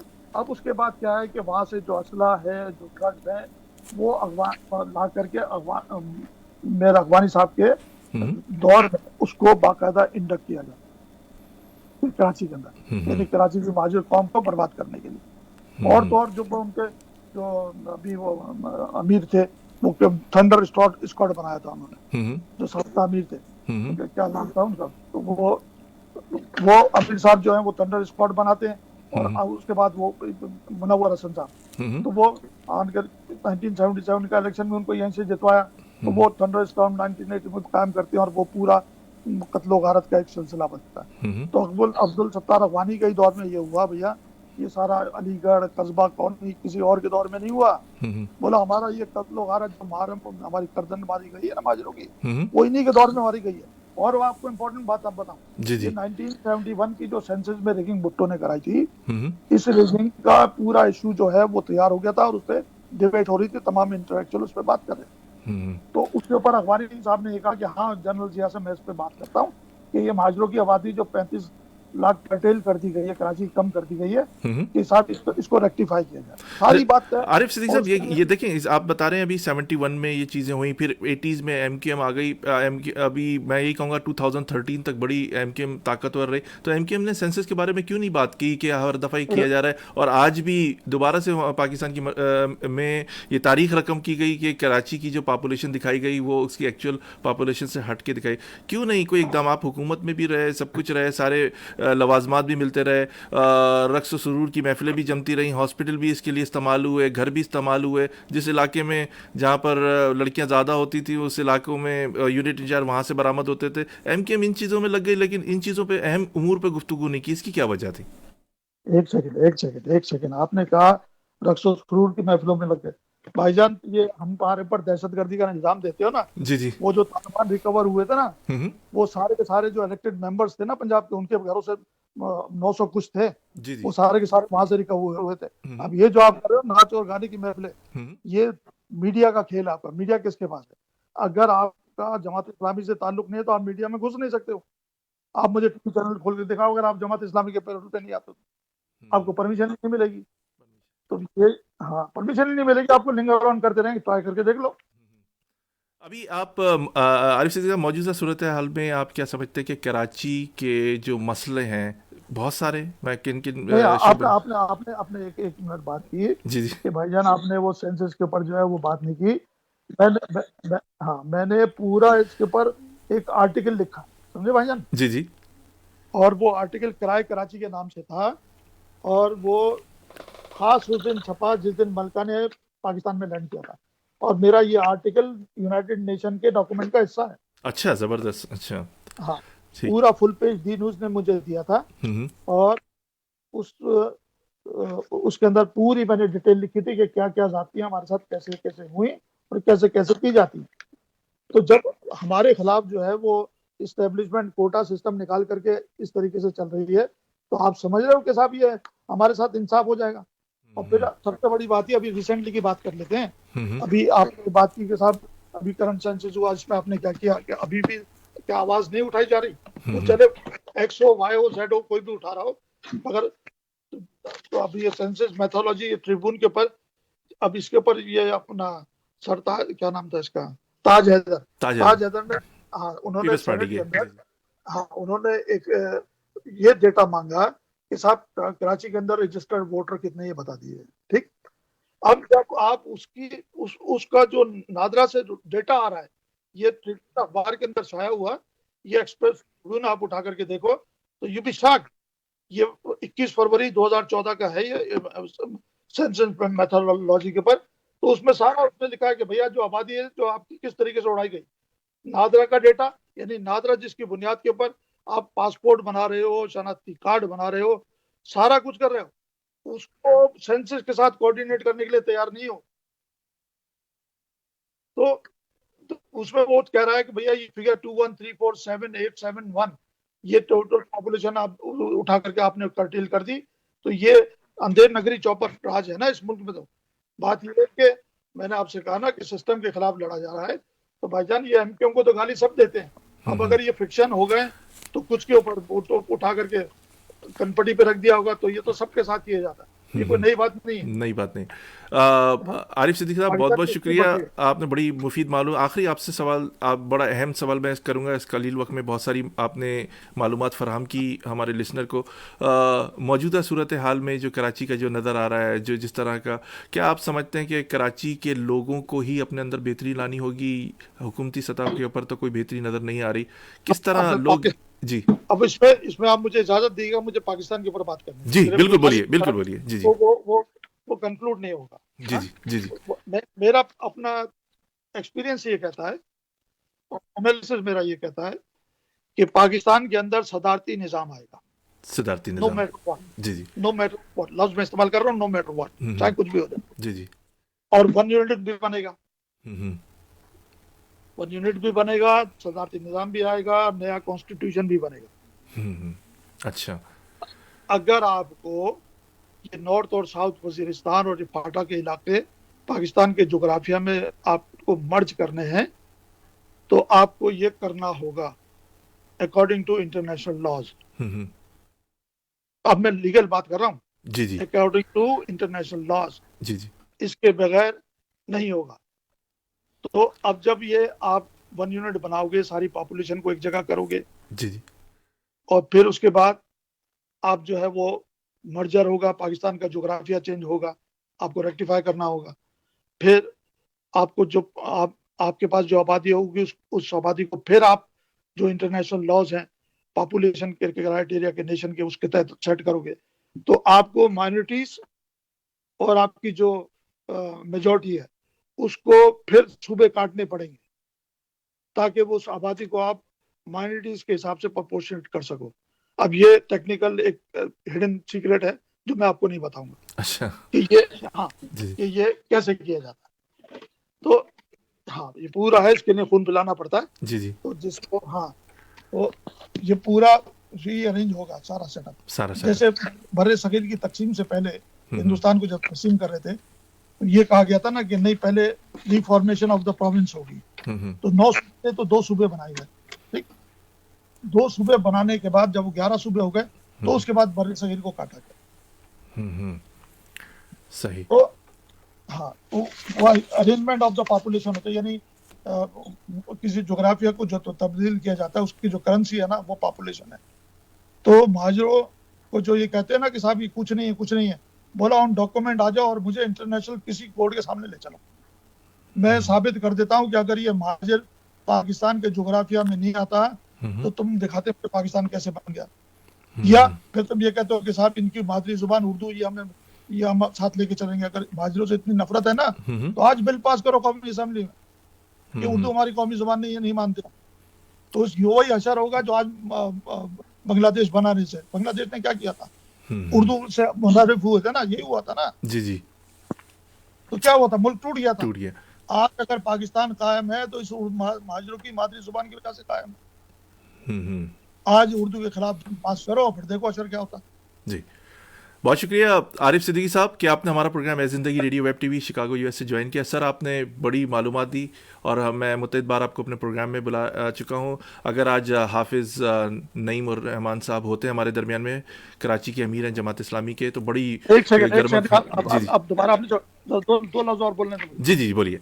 ये जो अगवानी साहब मेयर थे ना, जी जी, तो वो जो सेंसस का डिफरेंस था पॉपुलेशन का, उसके लिए ये एग्री किया था, मगर इन्होंने जनरल जिया उस दिन कराची में आया, जनरल जिया के साथ मीटिंग की, मीटिंग निकल से जब बाहर आए ना, कहने लगा नहीं वो सेंसस वगैरह जो है ना वो ठीक है और उस पर बात नहीं हो सकती। तो इन्होंने एक्चुअली महाजरों की कमर में छुरा घोपा। ये जो जमात इस्लामी ले कहते हैं महाजरों के साथ है, महाजरों के साथ है, जितनी बर्बादी या कत्लो गारत इन्होंने किया, चाहे वो थंडर स्क्वाड बना के किया हो, या अब्दुल सत्तार अफगानी को ला करके ड्रग और ये माफिया इंडक्ट की हो, या वेपन इंडक्ट की हो, तो ये सारी की सारी हिस्ट्री बोला, मेरे साथ बैठ जाओ भैया, खोल के रख देता हूँ मैं यार। ये जो बातें करते हो ना महाजरों के साथ, तो किसी ने हमदर्दी नहीं की भाई, वो ये एक नहीं था। महाजरों को तो अल्लाह ताला ही मदद कर सकता है, बाकी ये आप ये चाहो कि इनमें से कोई मदद करेगा, वो तो अब्दुल कलाम आजाद की किताब पढ़ो ना, अब तो जो कुछ उसने कहा कोई गलत है, मगर हमारे लोग सुनने के लिए तैयार नहीं थे। अब यहाँ तक रह गई बात ये कि भैया हमारे तितर बितर हो गए, पार्टियां टूट गई, तो बोला भैया ये सारे खेल नेल्सन मंडेला के साथ भी हुए, मुजीबुर रहमान के साथ भी हुए, कायद आजम के साथ भी हुए, आज एमकेएम के साथ हो रहा है, तो कौन सी बड़ी बात है। एक अल्ताफ हुसैन की हलो जिस दिन चली गई ना, उस दिन देख लेना। आपको और बताऊंगा आपको, अभी आपने देखा दो जनाजे हुए, जिसमें एक मरहूम अब्दुल सत्तार ईदी का बड़े रिस्पेक्टेड आदमी थे, मगर हमारी इस्टेब्लिशमेंट ने उस जनाजे को टेक ओवर कर लिया। नतीजा क्या हुआ, कितने लोग थे उस जनाजे में, मतलब अफसोस के साथ कहना पड़ता है। इसी तरीके से जुनैद जमशेद थे, उनका जनाजा आपने देखा, कितने लोग थे, उनको इस्टेब्लिशमेंट टेक ओवर किया। तीसरा जनाजा था हमारे वो अमजद साबरी कवाल, जी जी, उनका भी इल्जाम एमकेएम पे लगा था कि एमकेएम ने उनको कत्ल, फिर बाद में पता चला कि कुछ दूसरी जिहादी तंजीमें थी वो इसमें इन्वॉल्व थी। जी, मेरा कहने का मकसद ये है क्योंकि उसमें पब्लिक इतनी आ गई ना कि वो पूरा महाजिर जो है वो पूरा कराची को रोड पे पैक हो गई। तो वो जो फीते लगा के फूल लगा करके निकालते हैं कि भाई हमारे साथ स्ट्रेंथ है, उस स्ट्रेंथ को चामाट लगी ना। जी, बहुत शुक्रिया। बात ये है मेरी बहुत सारी बातें बहुत सारे लोगों को, बुजुर्गों को बुरी लगी हो, माजरत, मगर जो तारीखी हकीकत है, मैं जो बात कर रहा हूँ बेस्ड ऑन डॉक्यूमेंट कर रहा हूँ, कोई बात अपने पास से नहीं कर रहा। जो भी कुछ है उसको पॉसिबल कोई फिर भी कोई मैं बात हो आपको तो आरिफ सिद्दीकी साहब फिर दोबारा से प्रोग्राम में ज़हमत देंगे इंशाल्लाह। एक और हम यकीनन कोशिश करूंगा मैं कि कोई ऐसी, क्योंकि देखिए मेरी कोशिश होती है मैं लोगों को दावत दे सकता हूं, अब लोग कमिटमेंट करने के बाद हाजिर ना हो ये उनकी नाअहली है। मैं अभी कुछ दिनों पहले इसरार अहमद साहब का एक बड़ा अच्छा बयान सुन रहा था, उन्होंने बड़ी अच्छी बात कही कि आप किसी को एक दफ़ा दावत दे सकते हैं, 2 दफ़ा दे सकते हैं, तीसरी दफ़ा नहीं दें, इसका मतलब है ये शिर्क हो जाता है। क्योंकि अच्छा एक मिनट रोक देंगे मुझे? जी जी बोलिए। ऐसा कागज आ गया मेरे सामने। जी जी जो कह रहे थे कि मामलों के हवाले से ये कह रहा है इस message through out India is in a very bad state. But in Sindh, particularly, it is a problem of bread. It is not a question, as we say here, on one meal a day, because in England they get at least a cup of tea, and at least they have a piece of mutton once a day. But out there they have on dry jowar bajra bread once a day in Sindh. They cannot afford even to have medical aid. They cannot afford to provide medicine for their children. And even when they or their near relatives die, they cannot afford to provide kafan for them. That is the state of the agriculturalist in Sindh. And the examined landlord, the Zimmedari landlords are being reduced to absolute beggary. ये है sir मुस्लिम, समझे? जी जी ये हमको भिखारी कहते हैं ना, बोला ये लिख रही है कि मलका का डॉक्यूमेंट लिख रहा है, भाई जहाँ तुम जी। सिंध के मुकदमे का केस लड़ रहे हो, सही तुम्हारी पिटीशन का हिस्सा है ये। जी। बहुत शुक्रिया वो आरिफ जो- सिद्दीकी साहब कि आपने बड़ी मुफीद मालूमात की दी इस कलील वक्त में। मैं आपका सर बहुत सर, शुक्रगुजार, इसी तरह सर- आपको जहमत देंगे और प्रोग्राम सुनते रहिए। बहुत शुक्रिया। जी जी सर एक सेकंड जी जी reduced to absolute beggary, their lands are passing away. They cannot afford to pay to the government the heavy assessment. There is no value left of the property. They are not sufficiently educated to enter into the government service, and they have no money for business. And they are beggar farm. अब ये जो बात करते हैं ना, अब ये हम जब वहां से हिजरत करके आए थे ना, हमारे पास यूपी में 29 सीटें थी और यहाँ 75% की पॉपुलेशन थी और आप कहीं नहीं खड़े थे। जी हाँ सही 25% पॉपुलेशन तुम्हारे पास डोमिनेट कर रही थी। वजह क्या थी कि उस जमाने में जो वोटिंग का सिस्टम था ना, वो कहलाता था क्या, देखो वोटिंग जी का उसका एक पर्टिकुलर था, उसमें यह था कि जो पढ़ा लिखा आदमी है वो वोट दे सकता था, या जिसके पास लैंड थी जो रेवेन्यू $3,000 का 3,000 रुपए पे रूल्स करता था। रेगुलेशन थे, तो आपके कहने का मतलब है वहाँ उस हाँ, वक्त। जी हाँ। बहुत शुक्रिया आरिफ साहब, क्योंकि मेरे और भी गेस्ट हैं तो फिर मैं इंशाल्लाह आपसे गुफ्तगू करेंगे, आपको दोबारा दहमत देंगे। बहुत शुक्रिया सर, अल्लाह हाफिज। बड़ी माजरत अगर किसी के साथी को तकलीफ हुई हो, किसी दोस्तों को। नहीं नहीं, तो भाई आपने बड़ी अच्छी चीज़ें बताई लोगों को और बड़ी मुफीद मालूमात। बहुत शुक्रिया सर, अल्लाह हाफिज। सामीन, हमारे साथ जनाब आरिफ सिद्दीकी साहब थे। आरिफ सिद्दीकी साहब इंतहाई मालूमाती आदमी हैं, उनके पास मालूमात का ख़जाना है। आपको बहुत सारी उन्होंने मालूमात बताई 1947 से लेके आज तक जो भी प्रॉब्लम्स हुई, क्या चीज़ें हमारे मुल्क में रुनुमाई, उसके बाद जो सूरत हाल है, MQM के जो बातें हैं वो भी हुए हैं। मैंने कोशिश की थी, मैं दोबारा रिपीट कर रहा हूँ कि हाफिज़ नईम रहमान साहब को जहमत दी थी, अमीर हैं कराची के, वो प्रोग्राम में नहीं आए। मैं लास्ट मोमेंट तक उनसे कांटेक्ट करता रहा और कोशिश करूंगा कि स्पॉन्सर के दरमियान में भी दोबारा से उनसे कांटेक्ट करूं, अगर अवेलेबल हुए तो उनसे तंज़ो तेज़ गुफ्तगू करेंगे। जिस तरह आरिफ सिद्दीकी साहब से बहुत सारी हमने मालूमात कलेक्ट की, कराची के जितने भी मसले मसाइल हैं, पाकिस्तान के जितने भी मसले मसाइल हैं जो कि दूँ हैं, मौजूदा गवर्नमेंट से जो उम्मीदें वाबस्ता थी वो ना होती हुई नज़र आ रही हैं। आरिफ साहब ने बड़े वाज़े अल्फाज में ऐलान कर दिया है कि सदारती निज़ाम आएगा। इमरान खान साहब से हुकूमत संभाली नहीं गई, बड़ी उम्मीदें वाबस्ता थी। आज जो उन्होंने माजी में तकरीरें की थी वही उनके लिए आज दर्द सर बन चुका है। कराची में जिस तरह चीज़ों का, मुकामी लोगों का इस्तेसाल हो रहा है, उनके लिए जॉब्स नहीं है, उनके लिए तालीम के दरवाजे बंद किए जा रहे हैं। वहाँ के सफाई के निज़ाम जो है, वहाँ की जो बुनियादी लोगों की सहूलत है, वो पूरे मुल्क का भी अगर देखा जाए तो यही हाल है, सिर्फ कराची नहीं। लेकिन कराची वो शहर है जो 70 to 73% रेवेन्यू दे रहा है, उस शहर की हालत है। जो सिंध को तकरीबन 95 to 92% रेवेन्यू दे रहा है, उस शहर की ये हालत देखी नहीं जाती। वो शहर जो रोशनियों का शहर था, वहाँ पर लाशें, भत्ते, ये सारी चीज़ें मिल रही हैं। लोग कह रहे हैं कि वहाँ पर अमन कायम हो गया, लेकिन अब जो सिचुएशन आ रही है वो बहुत ख़तरनाक है। अगर ये मुल्क संभला नहीं तो ये आने वाले वक्तों में हम मज़ीद नुकसान जो माजी में उठा चुके हैं वो उठाएंगे। अपने आप को तब्दील करें, अपने लोगों को तब्दील करने की कोशिश करें, उनको शऊर दें। क्या हम कब तक डिस्टेंस रख के लोगों से मिलते रहेंगे कि लोगों को बताते नहीं है, एजुकेशन नहीं कर दे रहे, लोगों को एजुकेट नहीं कर रहे लोगों को। देखें, एजुकेशन हासिल करना और क्वालिफाइड होने में, और क्वालिफाइड होना और एजुकेटेड होने में दो वाज़ेह फ़र्क हैं, इसको समझिए। आने वाले वक्त बड़े कठिन आ रहे हैं, मुल्क की सियासी तब्दीली आने वाली है। ये कोरोना की वजह से बहुत सारी चीज़ें थम गई, लेकिन आने वाले वक्तों के अंदर पाकिस्तान में सियासी तब्दीली आने वाली हैं। बहुत सारे जो लोग हैं वो नैब के शिकंजे में भी होंगे, और यकीनन अगर इस तरह अगर इंसाफ नहीं किया गया तो आपके सामने नतीजा मशरिकी पाकिस्तान था जो बांग्लादेश की शक्ल में नज़र आया। हमें उन चीज़ों का, सारी चीज़ों का दराक करना पड़ेगा जो नाइंसाफ़ियाँ इस शहर के साथ, इस मुल्क के साथ, इसके बसने वाले लोगों के साथ हो रही हैं। इस शहर में आने वाला हर आदमी वेलकम किया जाता है, लेकिन वो इस शहर को अपना शहर नहीं समझता। और अब आने वाले बल्दियाती इंतखाबात पर लोगों की बहुत गहरी नज़र है। कराची, मैं वाज़ेह अल्फाज में कह दूँ, ये मेरा अपना ज़ाता तजिया हो सकता है। ये ऐसे ही तजिया है कि क्रिकेट मैच हो या कोई भी गेम हो, उससे पहले पेशन गोई कर दी जाए कि फ़लाँ टीम जीत जाएगी या फ़लाँ टीम हार जाएगी। इस दफ़ा कभी चांसेस हैं कि उर्दू स्पीकिंग महाजिर कौम से मेयर नहीं आएगा, क्योंकि आपके जब पैसे दे के मुँह बंद कर दिए जाएंगे और पैसों की जब बात आ जाएगी तो वो पहले अपने पैसे कवर करेगा या काम करेगा खिदमत के। आपको एक स्पॉन्सर की तरफ लेके चलते हैं, हमारे साथ रहिए। आपको गीत भी सुनाएंगे, एंटरटेन भी करेंगे, बहुत सारी चीज़ें हमारे दरमियान में वो आपके सामने पेश करेंगे। इन द मीन टाइम मैं हाफिज़ नईमुर्रहमान से दोबारा से कांटेक्ट करने की कोशिश करता हूँ। अगर वो आ गए तो उनकी भी आपको गुफ्तगू सुनाएंगे। एक स्पॉन्सर सुनिए, प्लेजेंट ट्रैवल। एक छोटे से ब्रेक के बाद आपकी खिदमत में हाजिर होते हैं। Are you looking for a vacation or planning for Hajj or Umrah? For the best rates and amazing packages, contact Pleasant Travel. Located at 6257 North Clark Street, Chicago, Illinois. Contact them.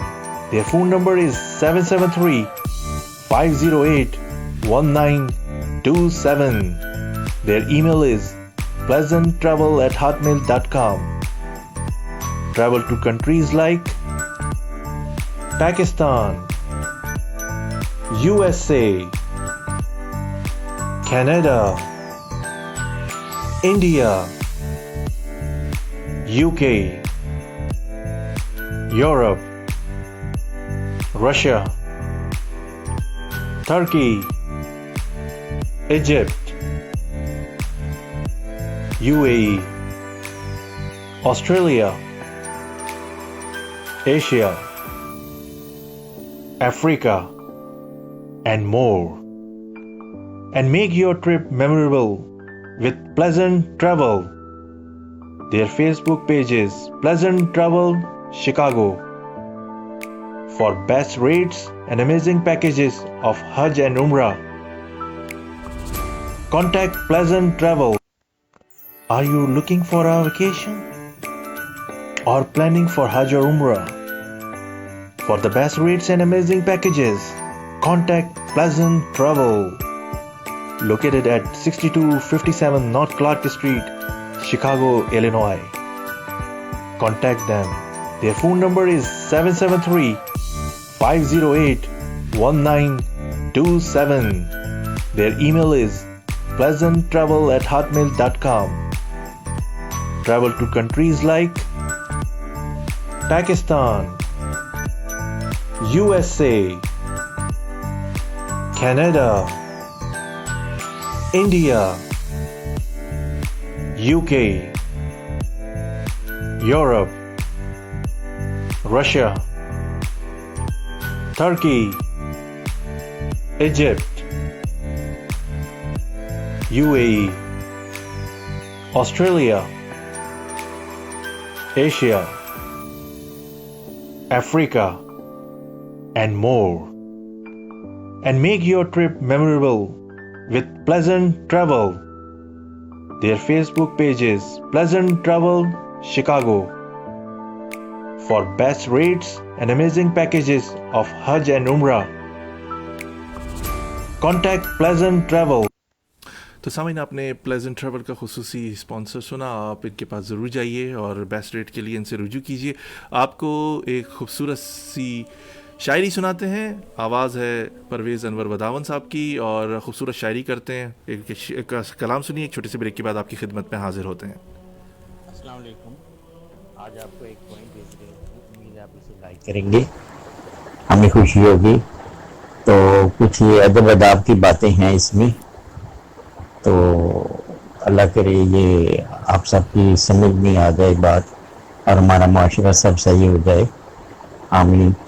Point शुरू करते हैं। कहते हैं कि जिन पे इनायतें, कि जिन पे इनायतें मिली उनसे शिकायतें, कि जिन पे इनायतें मिली उनसे शिकायतें, भुला दी उन्होंने सब, भुला दी उन्होंने सब, हम करते रहे नवाज़िशें, भुला दी उन्होंने सब, हम करते रहे नवाज़िशें। कसूर होता है तरबियत का, बिगड़ जाती हैं आदतें, कसूर होता है तरबियत का, बिगड़ जाती हैं आदतें। अदब आदाब ज़रूरी है, अदब आदाब ज़रूरी है, मिलती हैं जिससे राहतें, अदब आदाब ज़रूरी है, मिलती हैं जिससे राहतें। ना ग़ीबत हो ज़बां पे, ना ग़ीबत हो ज़बां पे, चेहरों पे खिले मुस्कुराहटें, ना ग़ीबत हो ज़बां पे, चेहरों पे खिले मुस्कुराहटें। तो भाई ये एक छोटी सी पोइम मैंने बनाई है और इसमें अदब आदाब की बात, और जैसे हमारे घरों के माहौल हैं, हर वक्त एक दूसरे के खिलाफ बातें करते रहते हैं और नफरत का बीज बोते रहते हैं, तो ये चीज़ें नहीं होनी चाहिए। बिल्कुल नहीं होनी हमारा माहौल बहुत अच्छा था और अल्लाह करे आइंदा भी अच्छा रहे इंशाअल्लाह। और हमें अच्छाई करने की अल्लाह ताला तौफीक दे। आमीन। उम्मीद है आप इसे लाइक करेंगे, मुझे खुशी होगी और आप सबको अल्लाह ताला खुश रखे और ये बीमारी जो भी है अल्लाह ताला इसका कोई हल निकाले आमीन। और इसको ख़त्म करे और पूरी इंसानियत को सुख चैन मिले। आमीन सुम आमीन। अल्लाह हाफिज़। अल्लाह हाफिज़।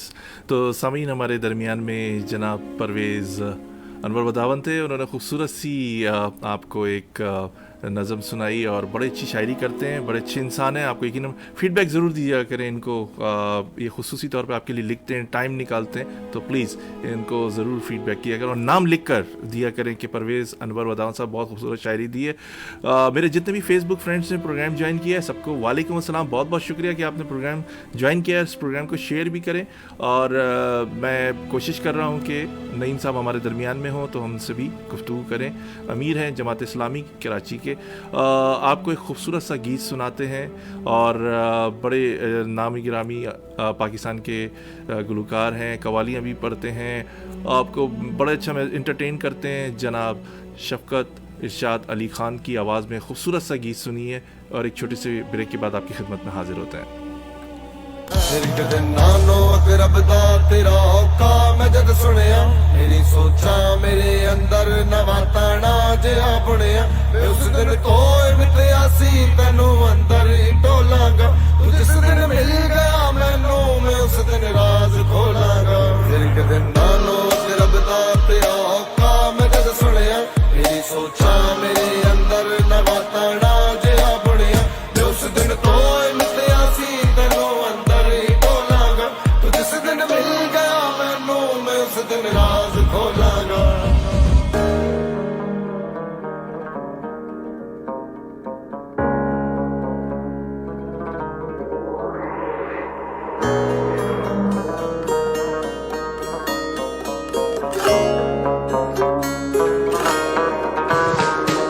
साडे वाले मुखड़ा मोर सैयों ने गोर पया कोई हा, साडे वाले मुखड़ा मोर सैयों ने गोर पया कोई हा, साडे वाले मुखड़ा मोर सैयों ने गोर पया कोई हा।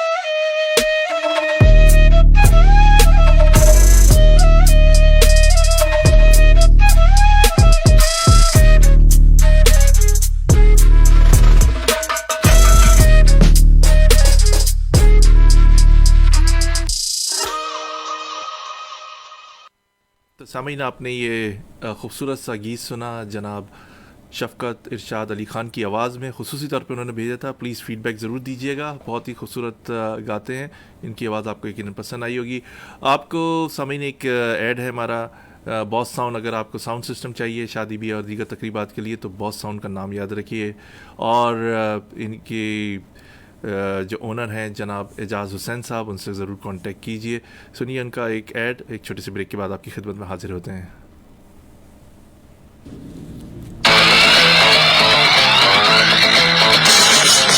Boss Sound and Lights, आपका जाना पहचाना नाम Boss Sound and Lights।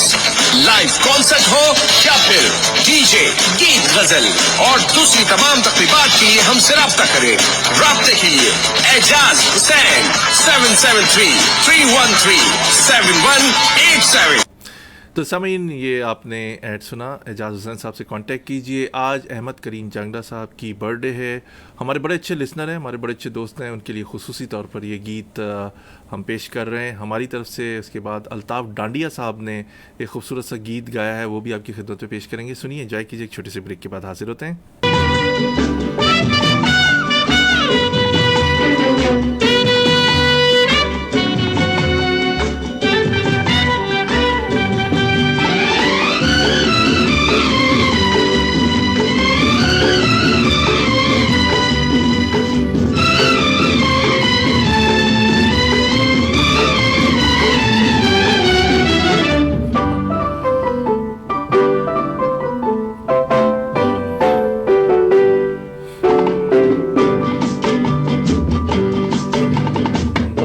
बार दिन ये आए, बार बार दिल ये गाए, बार बार दिन ये आए, बार बार दिल ये गाए। तू जिए हजारों साल ये मेरी है आरज़ू। Happy birthday to you, happy birthday to you. तो सामीन ये मेरे जितने भी आज फेसबुक फ्रेंड्स हैं उनके लिए भी है गीत, जिनकी आज बर्थडे है, और उन लोगों के लिए भी है जो खुसूसी आज सेलिब्रेट कर रहे हैं बर्थडे जनाब अहमद करीम जांगड़ा साहब। तो प्लीज़ विश कीजिए, आज आपका दिन है, एंजॉय कीजिए, आपका दिन है और ख़ूब एंजॉय कीजिए, आपका दिन है।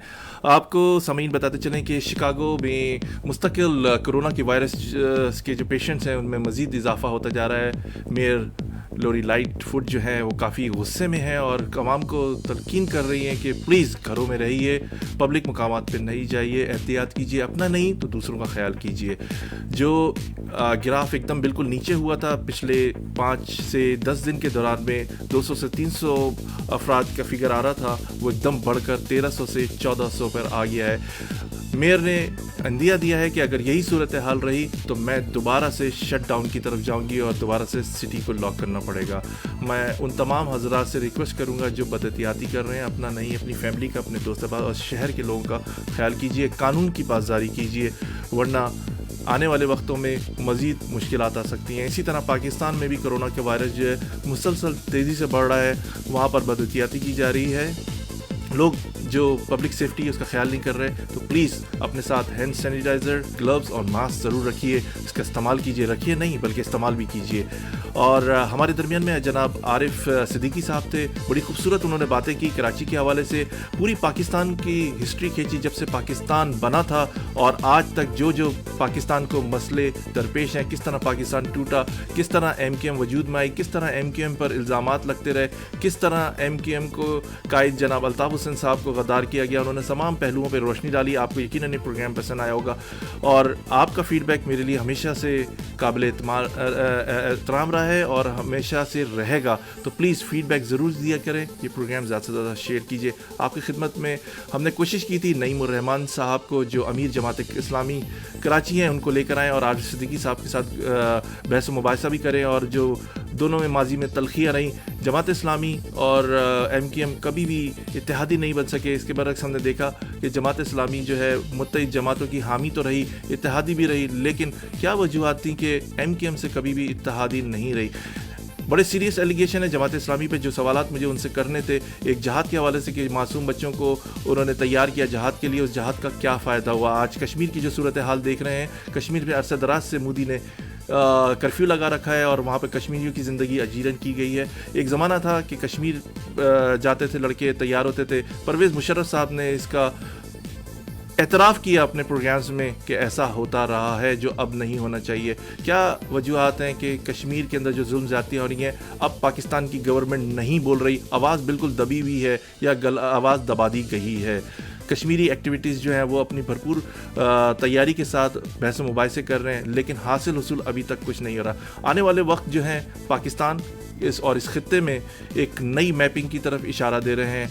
तो खुदा ना होश के नाखून लीजिए, आने वाले वक्त जो है बड़े अहम है। कोरोना की वजह से बहुत सारे मामला थम गए हैं, इसका ये हरगिज़ मतलब नहीं कि ये जो मसले मसाइल हैं इस मुल्क के पड़ोसी पाकिस्तान के जितने भी हैं, इधर पाकिस्तान को जो दरपेश अंदरूनी मसले मसाइल हैं, इमरान खान की हुकूमत बुरी तरह फ्लॉप हो चुकी है, बुरी तरह वो नाकाम हो चुके हैं। और मैं दोबारा से रिपीट करूँगा ये बात कि यकीनन ये मुल्क, और आरिफ सिद्दीकी साहब ने भी यही कहा कि सदारती निज़ाम की तरफ जा रहा है। अगर ये सदारती निज़ाम नहीं आएगा तो इमरान खान साहब को अपनी बका, अपनी उम्मीदें और जो उन्होंने वादे किए थे वो करने का मौका भी नहीं मिलेगा। और जो वो अभी तक वादे जो उन्होंने माजी में किया था वो दर्द सर उनकी बन चुकी है तकरीर, और उनके लिए परेशानियाँ मुस्तकिल बढ़ती जा रही हैं। एक नया एक और मसला उनके लिए खड़ा हुआ है कि उनकी काबीना के 6 अरकान तकरीबन जो हैं उनके पास दूसरी शहरियत भी ममालिक की, उसमें बरतानिया, कनाडा और अमेरिका के हैं। कुछ लोग ऐसे भी हैं जिनके पास ग्रीन कार्ड भी हैं। ये वो मसले मसाइल हैं जिस पर इमरान खान अपनी सियासत भी करते रहे माजी में, और लोगों को बताते भी रहे कि ये हमारे मुल्क में अब ऐसा नहीं चल रहा, लेकिन ये सारी चीज़ें उनकी हुकूमत में चल रही हैं। ना वो करप्शन ख़त्म कर सके, ना करप्ट लोगों को पकड़ सके, और अगर जिनके खिलाफ उन्होंने घेरा तंग भी किया वो नैब ने किया। नैब एक आज़ाद इदारा है जो लोगों की पकड़ करता है जिसने करप्शन की। अभी तक इमरान खान साहब जो हैं कोई खातिर खा कामयाबी हासिल ना कर सके, ना अपनी परफॉर्मेंस कोई दिखा सके। एक खूबसूरत सा गीत, एक खूबसूरत सा इंसान, एक बड़ा अच्छा इंसान, बड़ा अच्छा बोलने वाला, बड़ा अच्छा गाने वाला, मुकामी शिकागो के जनाब अल्ताफ़ हुसैन डांडिया साहब की आवाज़ में एक खूबसूरत सा गीत सुनिए। एक छोटे से ब्रेक के बाद आपकी खिदमत में हाजिर होते हैं।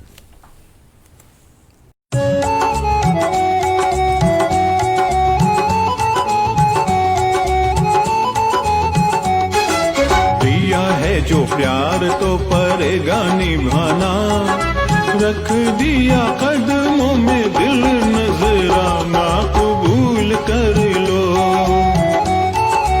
ओहो कबूल कर लो।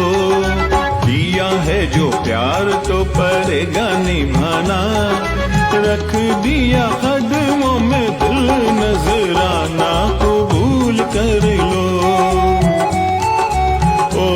कबूल कर लो।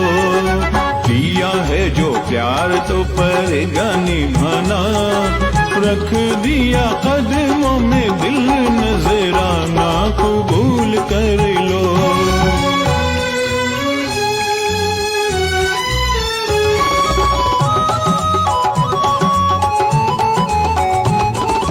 देखो ये फज़ाएं, ये रुत, ये नजारे, छोटी सी ये वादी भी कितनी हंसी है। कैसे जाने दूं मैं तुम्हें हो जाने वाले, मेरा दिल मेरे ही बस में नहीं है। आएगा ना लौट के समा ये सुहाना, रख दिया कदमों में दिल नजराना, कबूल कर लो, हाय हाय कबूल कर लो।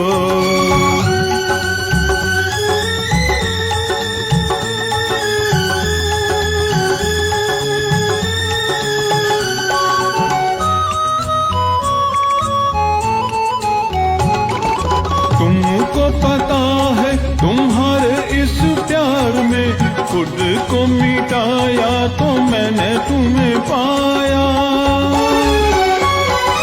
अपने ही साए से छुप के हमेशा मैंने तुम्हें नगमा वफाओं का सुनाया।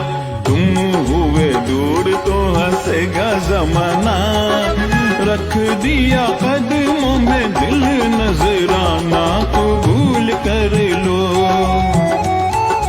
हाय हाय कबूल कर लो।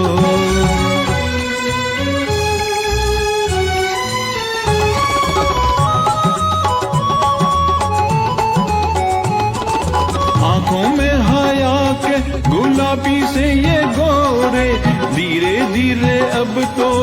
लिपटने लगे हैं।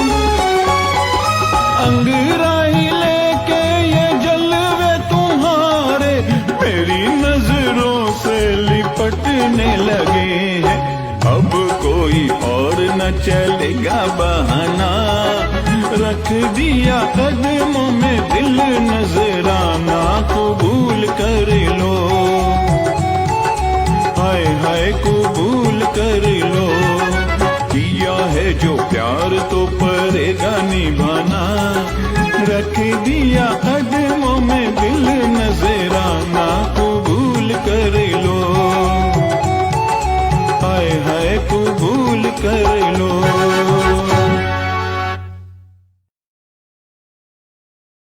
साहब की आवाज़ में, और अल्ताफ़ डांडिया साहब मुकामी शिकागो के गुलकार हैं। आप इनको मुख्तलिफ़ प्रोग्राम्स में सुनते हैं और बड़ी अच्छी परफॉर्मेंस देते हैं। दाद ज़रूर दीजिए इनको, और आपके लिए खुसूसी तौर पर इन्होंने ये प्रोग्राम में ये लिंक भेजा था, आपने सुना। सामीन, आपको बताते चलें कि पिछले दिनों मैंने एक अपने फेसबुक पर एक पोस्ट डाली इसमें कि कराची में आने वाले वक्तों में मेयर जो होगा वो पठान कौम से होगा। बहुत सारे लोगों ने सवाल किया, मैं उसमें जवाब नहीं दिया। नाम आज मैं आपको अपने प्रोग्राम में बता रहा हूँ। कुछ बातें ऐसी होती हैं जो मैं अपने प्रोग्राम में होल्ड करके रखता हूँ कि वो आपको प्रोग्राम में सुनाऊँगा। जिस तरह मुत्तहिदा कौमी मूवमेंट को कराची मिला, काम हुआ, तरक्याती काम भी हुए, बहुत सारी चीज़ें हुई, बहुत सारी चीज़ें जो होनी चाहिए थी वो नहीं भी हो सकी। उसके बाद अब जो सूरत हाल देख रहे हैं उसमें मैं आपको अपनी पोस्ट के हवाले से बता दूं, कराची में आने वाले वक्तों में पठान मेयर आने के 99.9% चांसेस हैं। पठान कौन से हैं? अब वो दो पठान कौन हो सकते हैं, उनके नाम भी मैं आपको बता दूं। आलमगीर खान जो फिक्सिट के थे, जो ढक्कन के हवाले से उन्होंने काफ़ी शोहरत हासिल की, के गढ़े थे वहाँ पर, उन्होंने कायम अली शाह साहब की तस्वीरें लगा दी, शायद आपको याद हो गए, जो MNA भी हैं और अब इलाके से बिल्कुल गायब है, आज नज़र नहीं आते। और मुंतखब होने के बाद उन्होंने अपना पहला जो बयान जारी किया कि मेरे पास भी इख्तियारात नहीं हैं, उन्होंने भी यही कहा कि मेरे पास इख्तियारात नहीं है। इस पर ज़रा गौर कीजिएगा। फिर दूसरे जो अहम आदमी हैं कराची के, जो कराची को पैदा हुए, खेले कूदे, बड़े पढ़े बड़ी मुश्किलों से, मैट्रिक भी उन्होंने बड़ी मुश्किलों से किया, लुढ़कते पुढ़कते जिस तरह हुआ। फिर बाद में एक इब्राहिम अली भाई स्कूल से उन्होंने मैट्रिक किया, वो जिस तरह किया वो सब जानते हैं। वो हैं शाहिद खान आफरीदी, शाहिद पठान उर्फा उनका जो पूरा नाम है। तो वो ये दो नाम हैं जो बड़े मजबूत उम्मीदवार हैं कराची के मेयर के लिए। अब हमारी आवाम पर है कि जिस तरह हमने इंटर बड़ी मुश्किलों से पास हुआ आदमी गवर्नर एक्सेप्ट कर लिया, इसी तरह के लोगों को हम दोबारा से एक्सेप्ट करेंगे और वो काम कर रहे होंगे, उनको भरपूर चीज़ें प्रोवाइड की जाएंगी, उनको बजट भी दिया जाएगा, तो वो एक हीरो की शक्ल में भी पेश हो सकते हैं। काम ये है कि काम होना चाहिए। तालीम इतनी ज़रूरी नहीं है, हमारे मुल्क में वैसे भी तालीम को इतनी अहमियत दी ही नहीं गई है। तालीम के लिए इतना कोटा भी मखसूस नहीं किया जाता जितने दूसरे बजट दे दिए जाते हैं दूसरे तरह। अगर पुलिस को भी इतना दे दिए जाए बजट, तो हमारी पुलिस भी बड़ी अच्छी हो सकती है। एक आपको वीडियो दिखाते हैं जो पिछले दिनों बारिश में जो कराची का हाल हुआ, और इस पर हमारे जो लोगों ने काम किया वो भी, इस पर मैं थोड़ी सी आपसे बातें करेंगे। वीडियो छोटी सी देखिए, उसके बाद आपकी खिदमत में हाजिर होते हैं। एक छोटी सी वीडियो बड़ी खूबसूरत सी है, देखें कराची का हाल।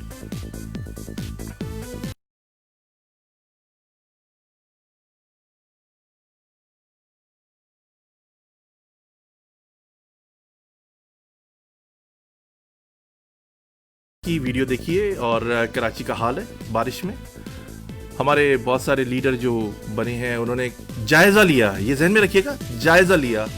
मेरे भाई, मेरे दोस्त, मेरे मुहिब वतन पाकिस्तानी, मेरे अजीज़ पाकिस्तानियों, गंदगी को साफ़ करने के लिए गंदगी में उतरना पड़ता है। आप पता नहीं कैसे लीडर हैं। ये वो कराची का हाल है।